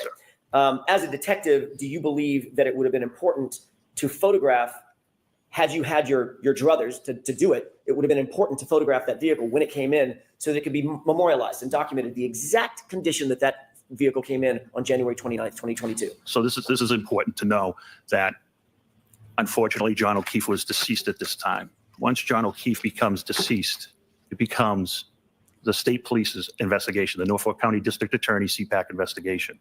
That's why it is not our investigation. It's up to the investigating agency to make those decisions. Even something as uninvasive as taking photographs. Yes. Okay.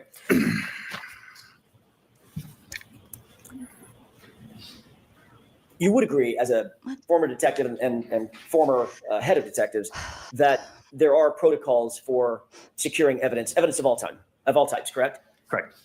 Those protocols dictate that not only is evidence properly secured, once it's seized, it needs to be properly secured, and it needs to be separated from other evidence to avoid something known as cross-contamination, correct? Correct. And you would agree with me that that is paramount in evidence handling in any investigation, correct? Yes. And that's because once evidence is cross-contaminated, its integrity basically collapses, right? That's correct.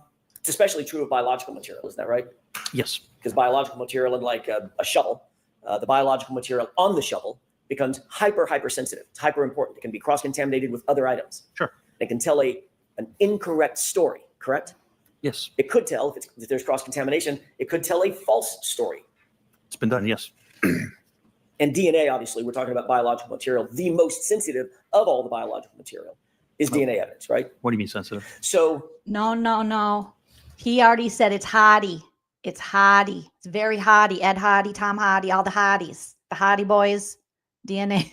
What do you mean sensitive? This guy doesn't know. He's like, what do you mean DNA? What do you mean sensitive? obviously, we're talking about biological material. The most sensitive of all the biological material is DNA evidence, right? What do you mean sensitive? So oh my God. It might take some effort to move saliva from one item to another. It takes almost no effort to move DNA from one item to another and to detect it. You understand what I'm saying? The sensitivity of the detection. No, I don't understand what you're saying.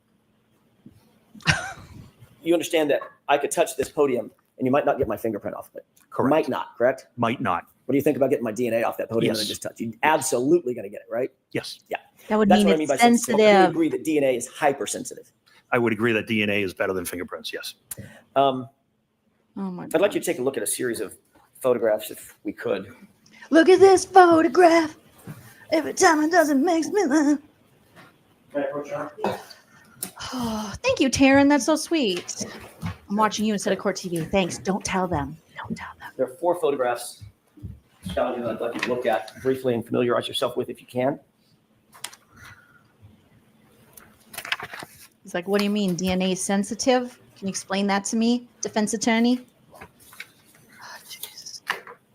Shelley, do you recognize what's depicted in those photographs? I do. How do you recognize what's depicted in each one of those? There's 4 of them in front of you. Just generally, how do you recognize what's depicted in those photographs?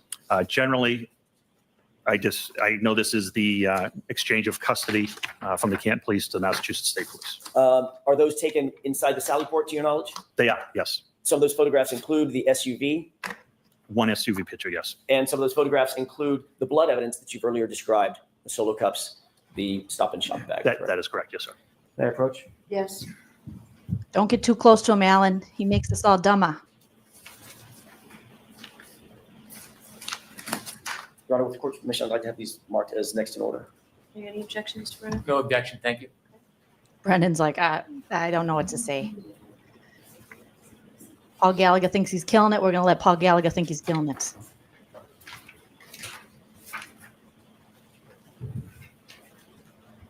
It's 54 through 57. Thank you, Madam Court Reporter. I love your sweater today. It's super cute. And your glasses. Yes. And the hoops. Thank you. To publish, Your Honor. Okay. I'd like to start with what's been marked as 54. It shows a license plate. Ooh, we got. Do you recognize what's depicted in this photograph? Yes, based on the location, the vehicle, the broken taillight, I believe that's Miss Reed's vehicle. And do you know when this photograph was taken? I do not.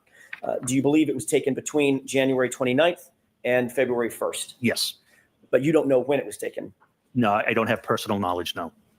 I just want to draw your attention very briefly, just to orient us to this area on the bottom right-hand corner. Do you see that, what looks like a white rag on the ground? Yes, based on the pictures, I think it might be a paper towel, but yes. Okay. If we could look at the next photograph, which is 55, looks like a paper bag.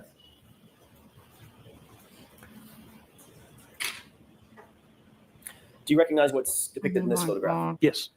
What is that? That's the Stop and Shop bag that contained the 6 samples. Do you see the rag in that photograph as well? Yeah, we could call it agree to call it a rag or You think it's a paper towel? I'm not sure. It looks like a paper towel on the picture in the pictures, but it's a white object. Yes. For all I care, the white thing. That's Yes. fine. All right. And do you see that that's next to a tire just at the top of the picture? Just for on the orientation floor. purposes. Yeah, it appears to be 18 to 2 feet, 18 inches to 24 inches behind the tire. Yes. Okay. And that, of course, is the tire of the SUV. Yes, I would think so. Oh, goodness. He's like, I think it's a rag. You call it a rag. I call it a paper towel. It's the white thing. That's my nickname, BTW. So people call me the white thing. Nick Lovely, thank you for joining the membership. Welcome to the Lean team. Enjoy the emojis and the bonus content. Picture in the pictures, but it's a white object. Yes. For all I care, the white thing. That's Yes. fine. The white All right. thing. And you see that that's next to a tire just at the top of the picture, just for Yeah, orientation purposes. Yeah, it appears to be 18 to 2 feet, 18 inches to 24 inches behind the tire. Yes. Okay. And that, of course, is the tire of the SUV. Yes, I would think So so. that would be the right rear of the SUV, just a few inches from this bag, correct? It would be a couple of feet from the bag. Yes. Okay. If we could take a look at the next photograph. Yeah, the white thing. This is exhibit 56 for the record. Very technical. The space bar. Put white thing and I hit space bar and it saved it. What's depicted inside Oh my the bag? God. The red Solo cups. And you still see the rag in the photograph. I sure do. Yes. So the SUV would be right here. This is crazy. Is this a murder investigation or is this a frat party? You can tell the difference. There's white things and rags everywhere. Solo cups, stop and shop, whatever it's called. The top of the left. Well, I can't see the top of it. It would be it's nearby. Yes. Okay. And it's not just nearby, it's the right rear of the SUV that's nearby, correct? Yes. Okay. And one final photograph. Very secured evidence, you guys. Very secured. This is exhibit 57 for the record. What is inside that? What's depicted inside that bag? The red Solo cups with coagulated blood. And these are the only, we can have the lights, please. And so if you take that down. Frat potty. These are the only photographs Look that at we this have or that you've ever photograph. seen of those red Solo cups, that Stop and Shop bag, and the biological material in those red Solo cups. The only ones I have seen, yes. And those photographs that you see are within 2.5 feet from the right rear of that SUV, correct? Approximately, yes. And the right rear of that SUV houses the taillight material, correct? Or the taillight The area. tail light area, yes. The cups were not sealed, correct? The cups were not sealed. The bag was not sealed, was it? As far as I know, what do you mean by sealed? Yesterday, you brought a box in. Remember that? Yes, That box had tape on it. that's correct. What color was the tape? Red. Why is the tape red? It can be red, it can be blue. I mean, evidence Why tape is different it colors. red? Normally, in your experience, red evidence tape is used to formally seal evidence bags or evidence containers, correct? Yes, That's because it highlights to the eye a visual cue. Hey, that's important. It's been sealed. It's got bright red tape on it, correct? correct. Oftentimes, that tape has additional information on it as well, correct? You could have initials on it of who put the tape on, yes. Right. In other words, it might say evidence, correct? Pre-printed with Pre-printed, yes, correct. and it may have a place for initials to be. Correct. And one of the reasons that you initial it is because of that. If someone takes a razor blade and cuts through, or a knife and cuts through that tape, those initials are cut through. It has to be retaped and reinitialed, correct? That is correct. That is a basic protocol for chain of custody, is it not? Yes, And that's to maintain the care, custody, and control and the integrity over the items and the items inside the evidence container, whatever they may be. that's correct. Whether they are biological material, physical items of evidence, a document, whatever. Correct. None of that was done with what we just saw, correct? Correct. He's like, yep, correct. We've Proud. agreed already that the blood was stored in non-sterile Solo cups, correct? Correct. We've agreed that those cups were not sealed. The cups themselves were not sealed. There was no cap. There was no plastic, plasticine, saran wrap, nothing put over the cups, correct? That is correct. So they were open. Yes, They were not in an evidence bag. They were in a grocery bag, correct? they were, yes. Yesterday on direct examination, it may have been on cross-examination, Mr. Gallagher, I don't remember. You said, I have no idea where Sergeant Lang got that grocery bag, correct? I don't know where the bag came from, no. Could have come out of the back of his car seat, correct? I'm assuming it came out of one of the cars, yes. No Who idea knows what what's had been in bag that? previous to those cups with blood being in the bag, I correct? have no personal knowledge of that. Oh, you dipshit. And obviously that bag, it goes without saying, is not a forensically sterile item either, correct? Most bags are not sterilized. And not only the cups were I would not, argue that most bags probably aren't sitting in the back open, having been used by random people. Your evidence bags, the purpose of them is for evidence. So you only take them out with evidence, not reused stop and shop bags with God knows what in it to contaminate your DNA, which we have now, when Alan Jackson had to explain it to you, is highly sensitive. Oh, yeah, you guys, this is ridiculous. I feel stupid. This man makes me feel stupid because he's so stupid. were not sealed. The bag that the cups were in was not sealed. They were only closed, correct.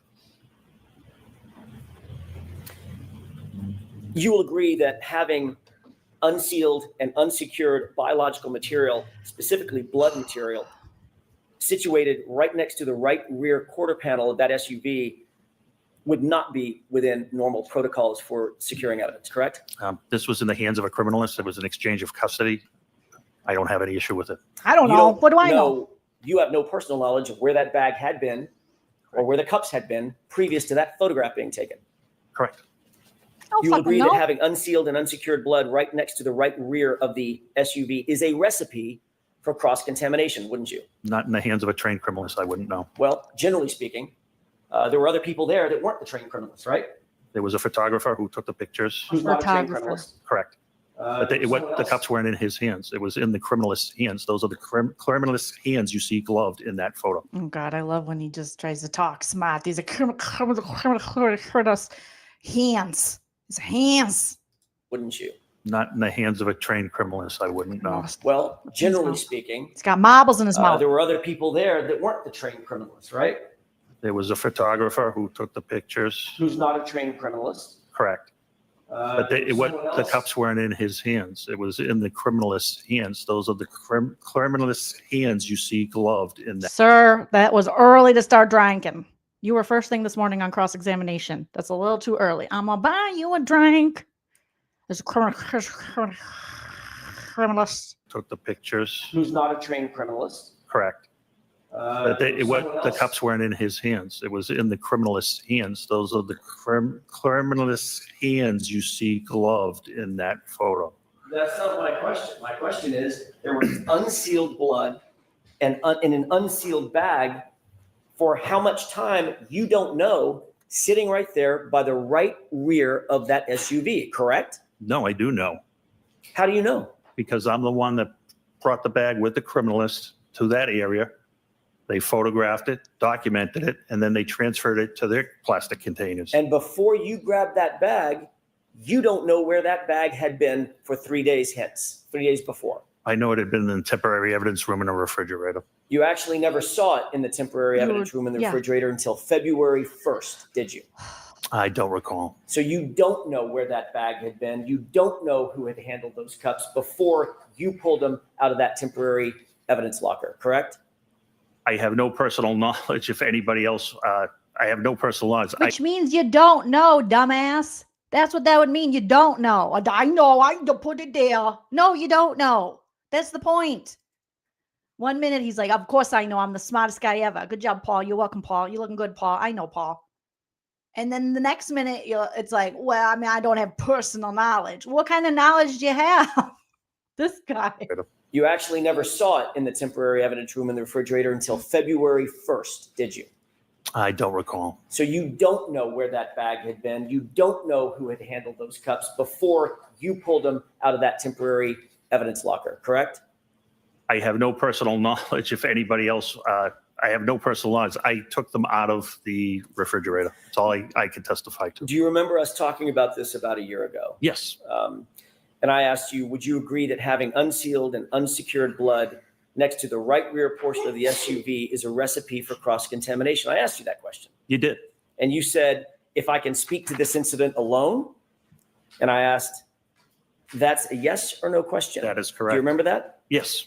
And you said, well, it's not a yes or no, but for your purposes, I would say yes. Correct. So it is, at least in your mind, a recipe for potential cross-contamination, correct? Not in this particular situation, which was clarified later on. When? Although How? you did say yes in answer Hypothetically, to my anything, question. hypothetically, anything is possible, yes. What? Oh my God. Thank you, Your This Honor. guy. That's all I have. Oh. All right, Mr. Brennan. Oh my God. Oh my God. This guy is a freaking idiot. He's like, I know where it is. I know everything. And exactly what you guys are saying in the chat. You can't know everything and nothing at the same time. This guy is so bad. I'd rather look at Paul O'Keefe's mirror selfie than listen to him. That's how bad this guy is. And I don't like looking at Paul O'Keefe's mirror selfie. This guy, he's got no brain. Huh?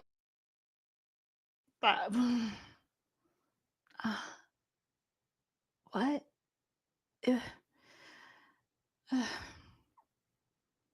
Okay, we need a Miss Felicia. He's got to go. Heifer, you got to go. You got to go by noon today.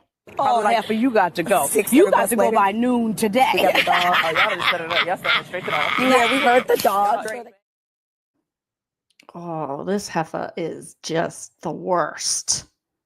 The worst. I dislike this man now. Sure, you think that I hate you, but I want you to know that I hate you.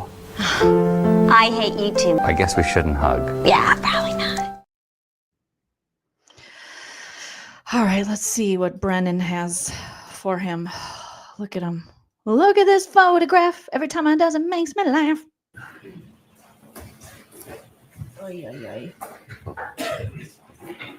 He's like, I think I did pretty good. That was pretty good. Good job, Paul. Thanks, Paul. May I? Lieutenant Gallagher, you mentioned that one of your colleagues who lived on Fairview Road had an owl camera. Had an owl camera, yes. Okay, now when Brennan says this, it sounds like an owl camera. I think we know it's one of your colleagues got an owl camera. No, it's Aloe. Geez, Brennan. Love the accent. Love it.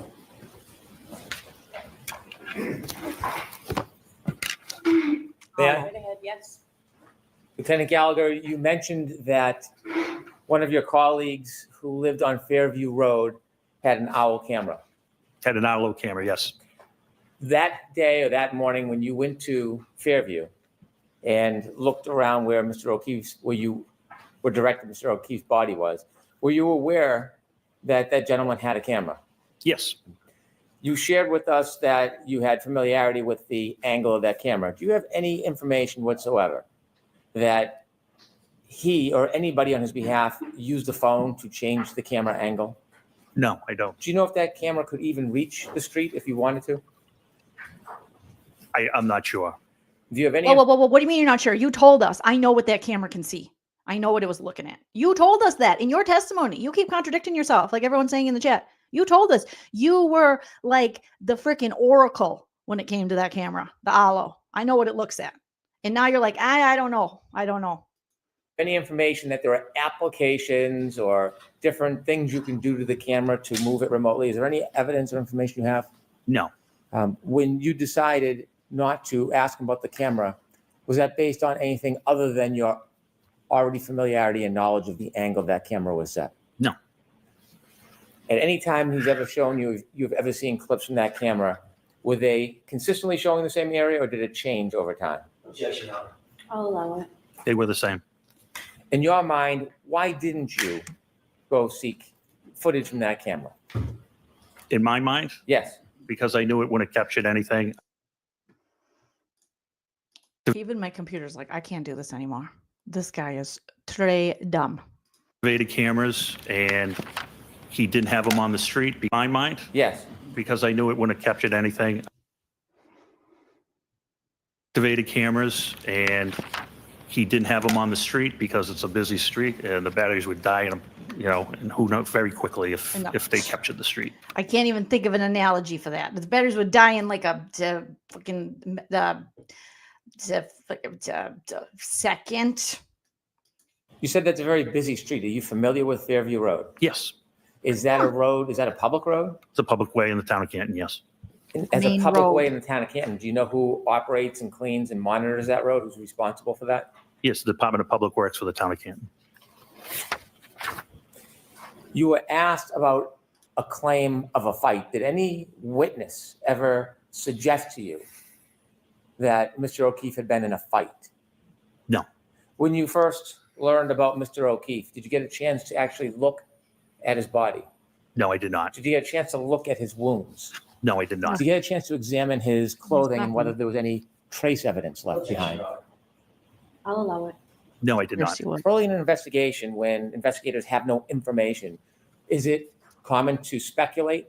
We'll never know. Sustained. What is the natural process for an investigator when you start upon a situation and know nothing about what happened? In this particular case, we came up with scenarios that possibly could have brought John to that spot. And we were focused on trying to find out and hopefully getting to the hospital. Hopefully the Can't Fire Department in the hospital would save his life and he could tell us how he got to where he was. Was that anything beyond the surmise or speculation of detectives, or did that information come from a witness? No, that was us. I guess you would call it spitballing on possibilities. Oh, spitballing. Great. Awesome. Good job. Did you ever come across a witness that said that this was, or Mr. O'Keefe's injuries were the result of a fight? No, we did not. If we could play Exhibit 51, please. I want to ask you some questions about the area you searched where you were directed Mr. O'Keefe was.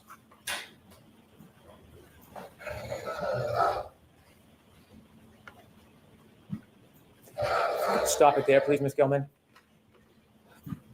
You did not see exactly where John O'Keefe was when he was... You guys know that every time Paul sees this footage of himself using the leaf blower, he gets a boner. He's like, I got a boner again. Stop it there, please, Ms. Gilman. You did not see exactly where John O'Keefe was when he was found? No, I did not. Who directed you to this area? I was directed twice, first by Sergeant Good and then by Sergeant Lang, Detective Sergeant Lang. You shared with us yesterday you were looking in that area where you thought John O'Keefe was found. Correct. You asked questions about a berm. Is that the separation between the street and the yard? Yes, it is. Did you clear off a piece of that berm? We did. And the reason was? We wanted to see what was there. We didn't know what was there. Did you do a search from the flagpole all the way to the street? No. Did you do a search of that flagpole across the front yard? No. Did you do a search from that flagpole all across the berm, all the way down the line? No, it was approximately 15 to 18 inches. And why such a limited search? Because we had no other reason than it was a medical call at this time. Did you see snow in other parts of the yard? Yes, the entire yard was covered.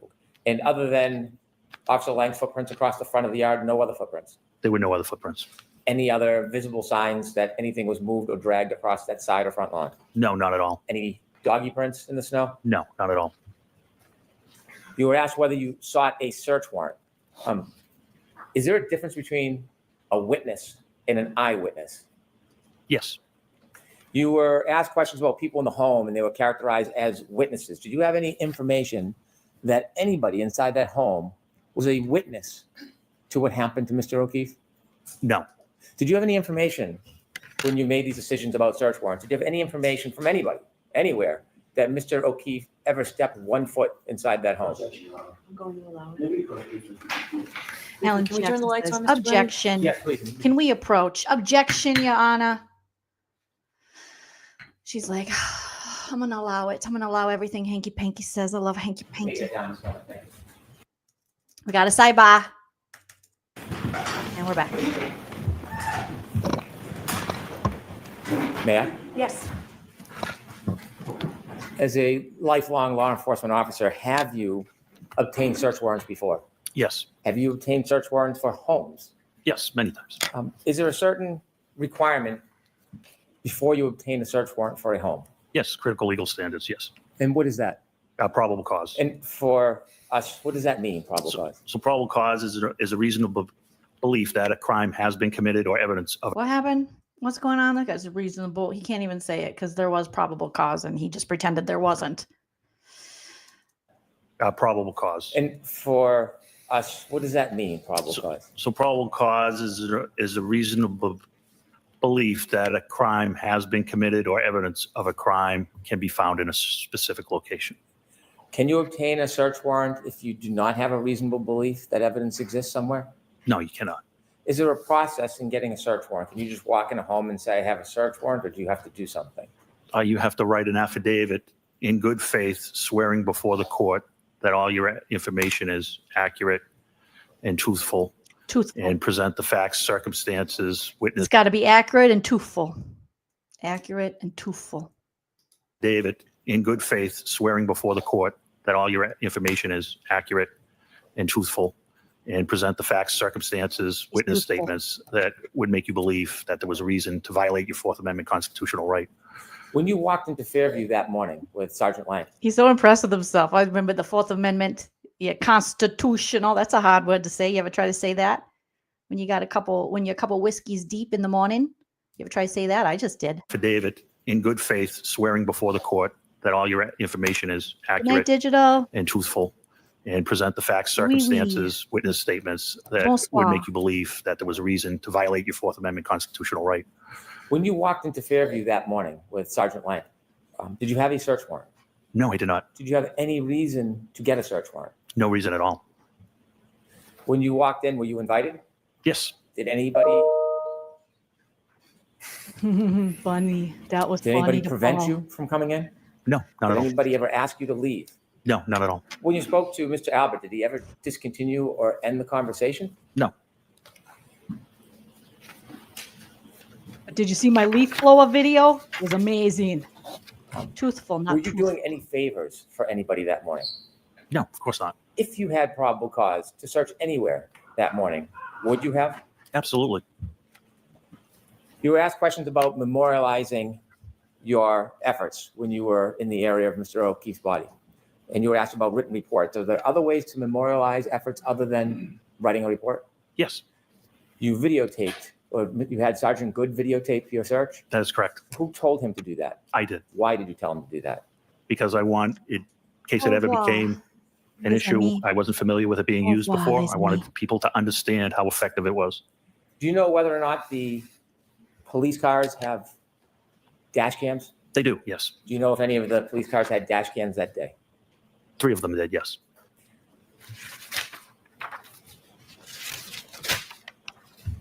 You mentioned that at some point you learned that Mr. O'Keefe had passed. I'm not sure when we found that out, but yes. Is there a statute or a rule when there is a death, whether a local county keeps the case or it needs to be transferred? It's transferred, yes. Is there a rule or is that a policy of the Canton Police Department? It's a rule.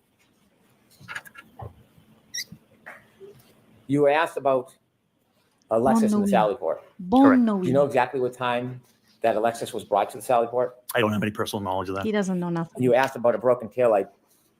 Have or had you reviewed any of the dash cams from the Canton Police Department that day? Not that day, no. You were asked about cross-contamination with the cups. When you brought the cups to the criminalist, where did you give them to him or her?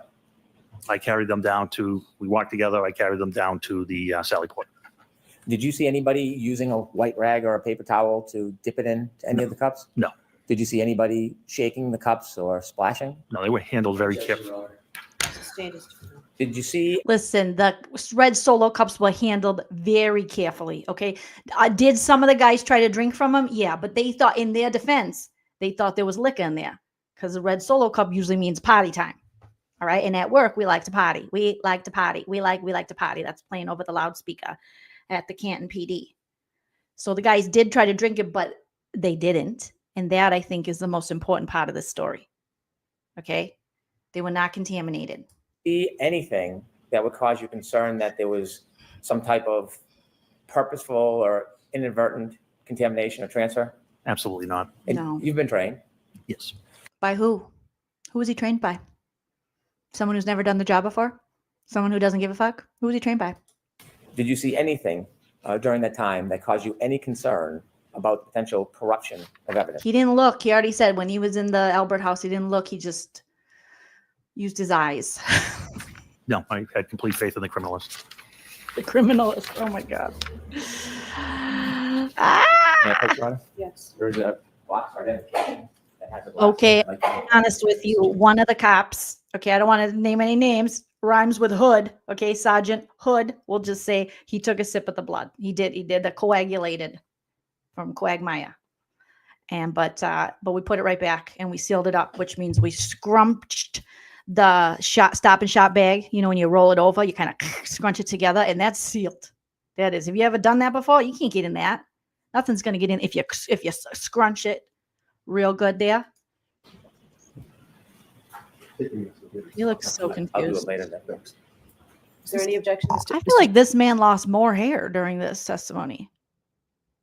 Maybe he combed it differently, but since I just looked at him a little while ago, it looks like he lost more hair.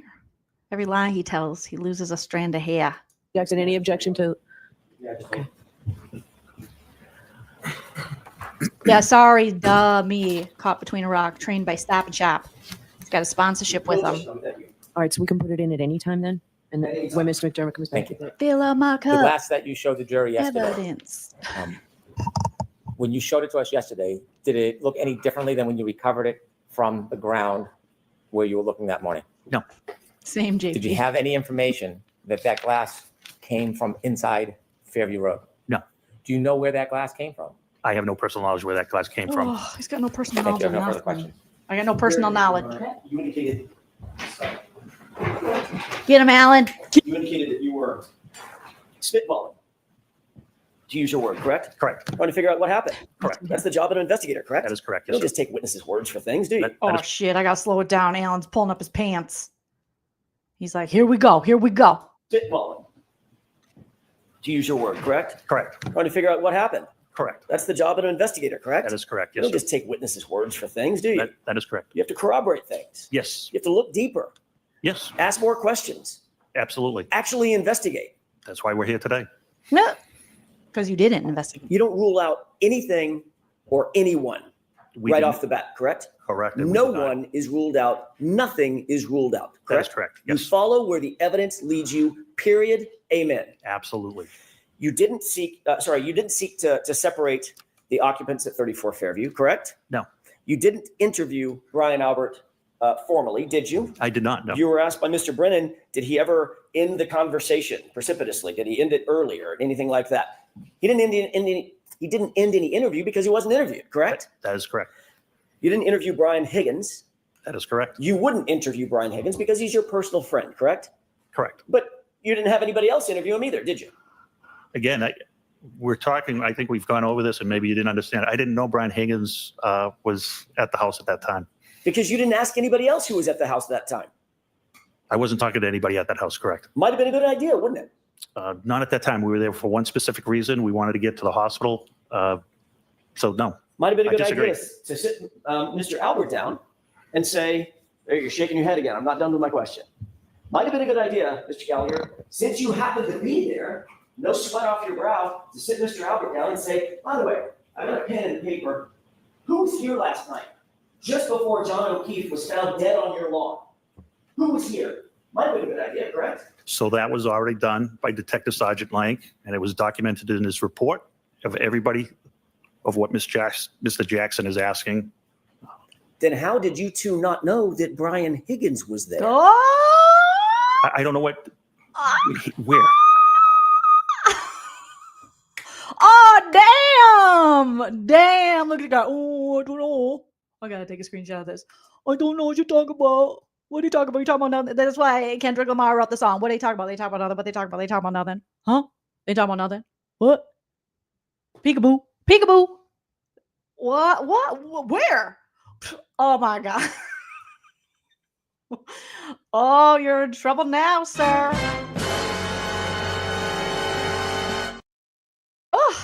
Oh my goodness. I'm going to get a boner over this. Oh my goodness. Now I got to watch that again. This is good. This makes me want to go to law school. To sit Mr. Albert down and say, by the way, I got a pen and paper. Who was here last night, just before John O'Keefe was found dead on your lawn? Who was here?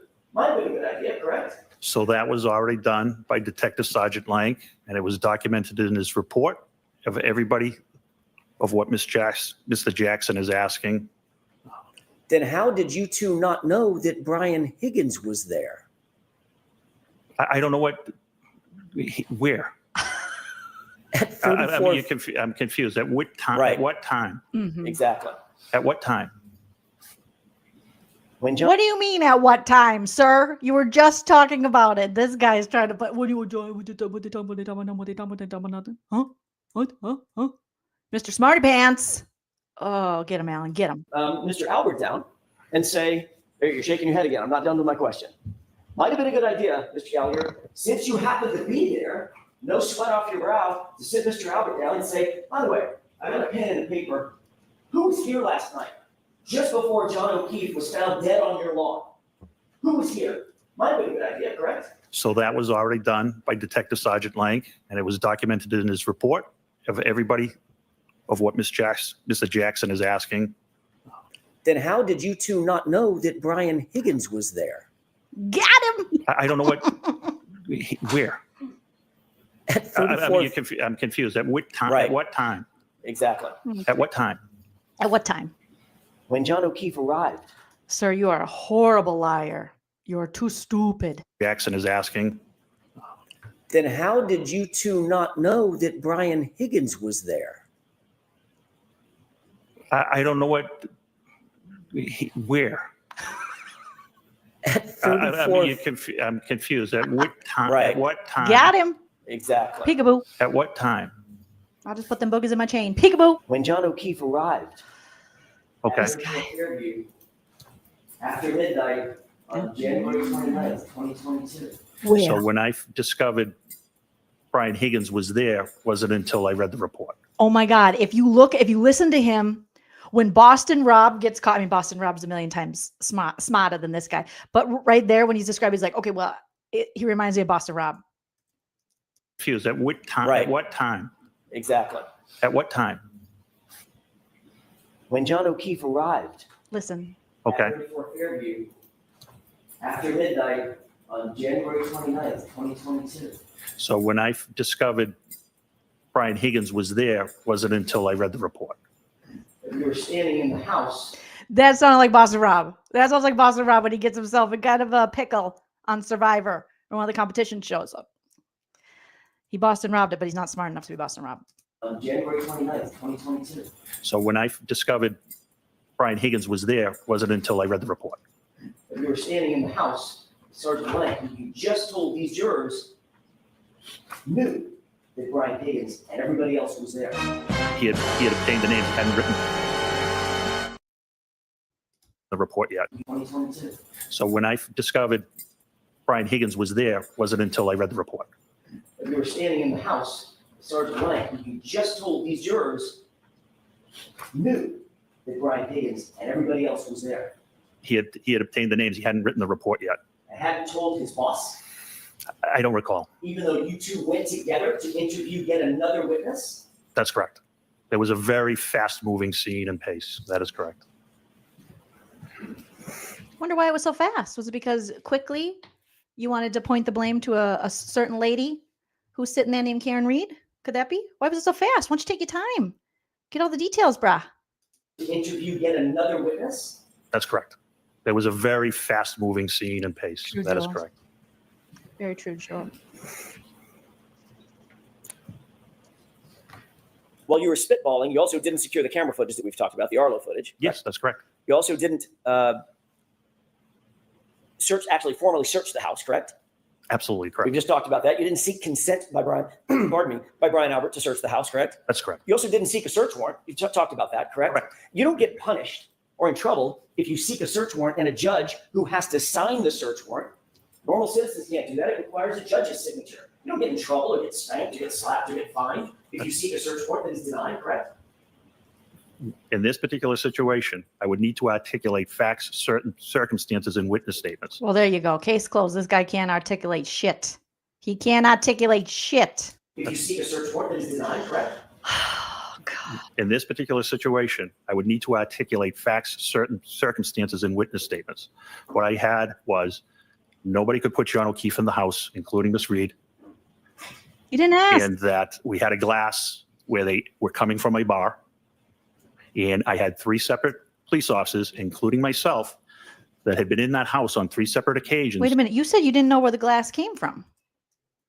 What I had was nobody could put John O'Keefe in the house, including Miss Reed, and that we had a glass where they were coming from a bar.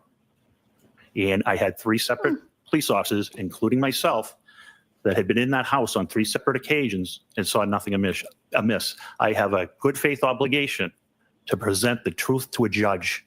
And if I don't, I can be found, end up on a Brady list or a Giglio list, as you know. And A giggly list? A giggly squad list? Oh, Hannah and Paige should definitely investigate you, sir. I could be found a Brady list or giggity list with Quagmire. the truth to a judge. And if I don't, I can be found, end up on a Brady list or a Giglio list, as you know. And my credibility to testify in my career is basically over. So yes, you can get in trouble. You're talking about lying in an affidavit, sir. I'm talking about misleading. Correct. I would have to twist circumstances to have the right to search Brian Albert's house. We had no reason, and there's been no reason since. How about this? There's a dead guy on the lawn that looked like he potentially could have been in a physical altercation. How about that? Might that be of some concern to go inside the house and see if there was a struggle that started in the house?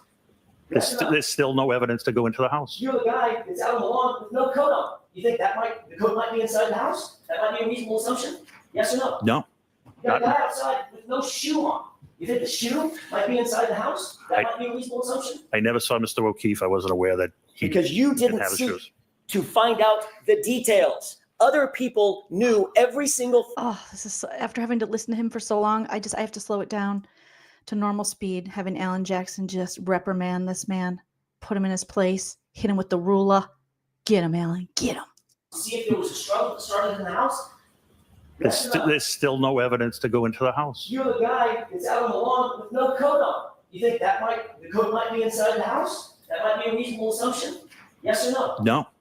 You got a guy outside with no shoe on. You think the shoe might be inside the house? That might be a reasonable assumption? I never saw Mr. O'Keefe. I wasn't aware that he Because you didn't have his seek shoes. to find out the details. Get 'em. Other people knew every single fact that I just suggested at the time you walked in the house, correct? Objection. Sustained. The fact is you didn't seek a search warrant. I wouldn't. Correct. The fact is you never searched the house. That's correct. The fact is you never searched the basement. That's correct. The fact is you never searched the garage. That's correct. So you're just agreeing to your utter incompetence. And your rainbow mouth looks kind of proud of it. And Bev, why do you always have to ruin our boners? Let Ellen cook. Got outside with no shoe on. You think the shoe might be inside the house? That might be a reasonable assumption? I never saw Mr. O'Keefe. I wasn't aware that he Because you didn't have his seek shoes. to find out the details. Other people knew every single fact that I just suggested at the time you walked in the house, correct? Objection. Sustained. Bev. The Leaky fact is balloon you didn't knot. seek a search warrant. I wouldn't. Correct. The fact is you never searched the house. That's correct. The fact is you never searched the basement. That's correct. The fact is you never searched the garage. That's correct. That's all I have, Your Honor. Have you ever learned one fact that would have justified searching that? Oh, shut up, hanky panky. You cannot save this. This dude buried himself with the leaf blower. Oh my God. Get the leaf blower out and blow him away. Like they used to do at the Apollo. Wasn't it a broom? Get a leaf blower and blow him off the freaking stand. But hanky panky's going to go, okay, I think I can fix this. You can't, Hank. This is no good. This is dirty cop. This is a dummy dum-dum That's who correct. makes too much money. Suggested at the time you walked in the house, correct? Objection. Sustained. It is grumpy cat mouth. The fact is you didn't seek a search warrant. I wouldn't. Correct. The fact is you never searched the house. That's correct. The fact is you never searched the basement. That's correct. The fact is you never searched the garage. That's correct. He does, Kara. Is he That's John all I Benet's have. dad? Oh my God. Have you ever learned one fact that would have justified searching that house? Not to this day. Objection, Your Honor. Sustained is to form, and you can put the glass in right now, Mr. Vernon. Thank you. Move that into evidence, please. Exhibit 58. All right, Lieutenant, you're all set, sir. Thank you. Sir, you're an embarrassment. Former lieutenant, you are an embarrassment. You're an Your next idiot witness, Mr. Brennan. and an embarrassment. That was ridiculous. Of course I didn't get a search warrant. Of course I didn't do this. Oh my God. I think I lost valuable years off my life sitting through that, but that was worth it to have Alan drag him. But obviously Bev had to ruin our boners. Thanks a lot, Bev. All right, we got to the Paul Gallagher testimony, cross-examination, all the things.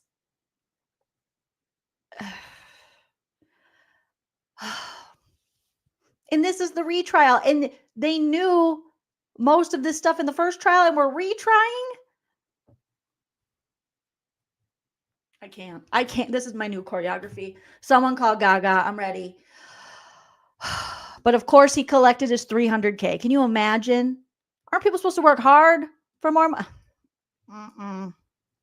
Only in America. Yeah, don't even try hanky panky. You got to sustain. Case closed. This investigation is a joke. I knew about Procta. I watched that, but I didn't know much about Gallagher. I thought Proctor's incompetence alone was enough to be like, what? This should not even be. This shouldn't even be on trial. Now you have Gallagher's incompetence. This is crazy. It's crazy. All right. Well, you guys are all beautiful pumpkin spice babies, and I appreciate you all being here with me today as we got through. The former lieutenant should be shamed. Take his pension. This guy sucks balls. We got through his testimony. It was crazy. I've watched Trooper practice the leaky balloon knot, and I thought that was a disgrace. And then Paul Gallagher said, hold my whiskey and ginger, or whatever they're drinking over there.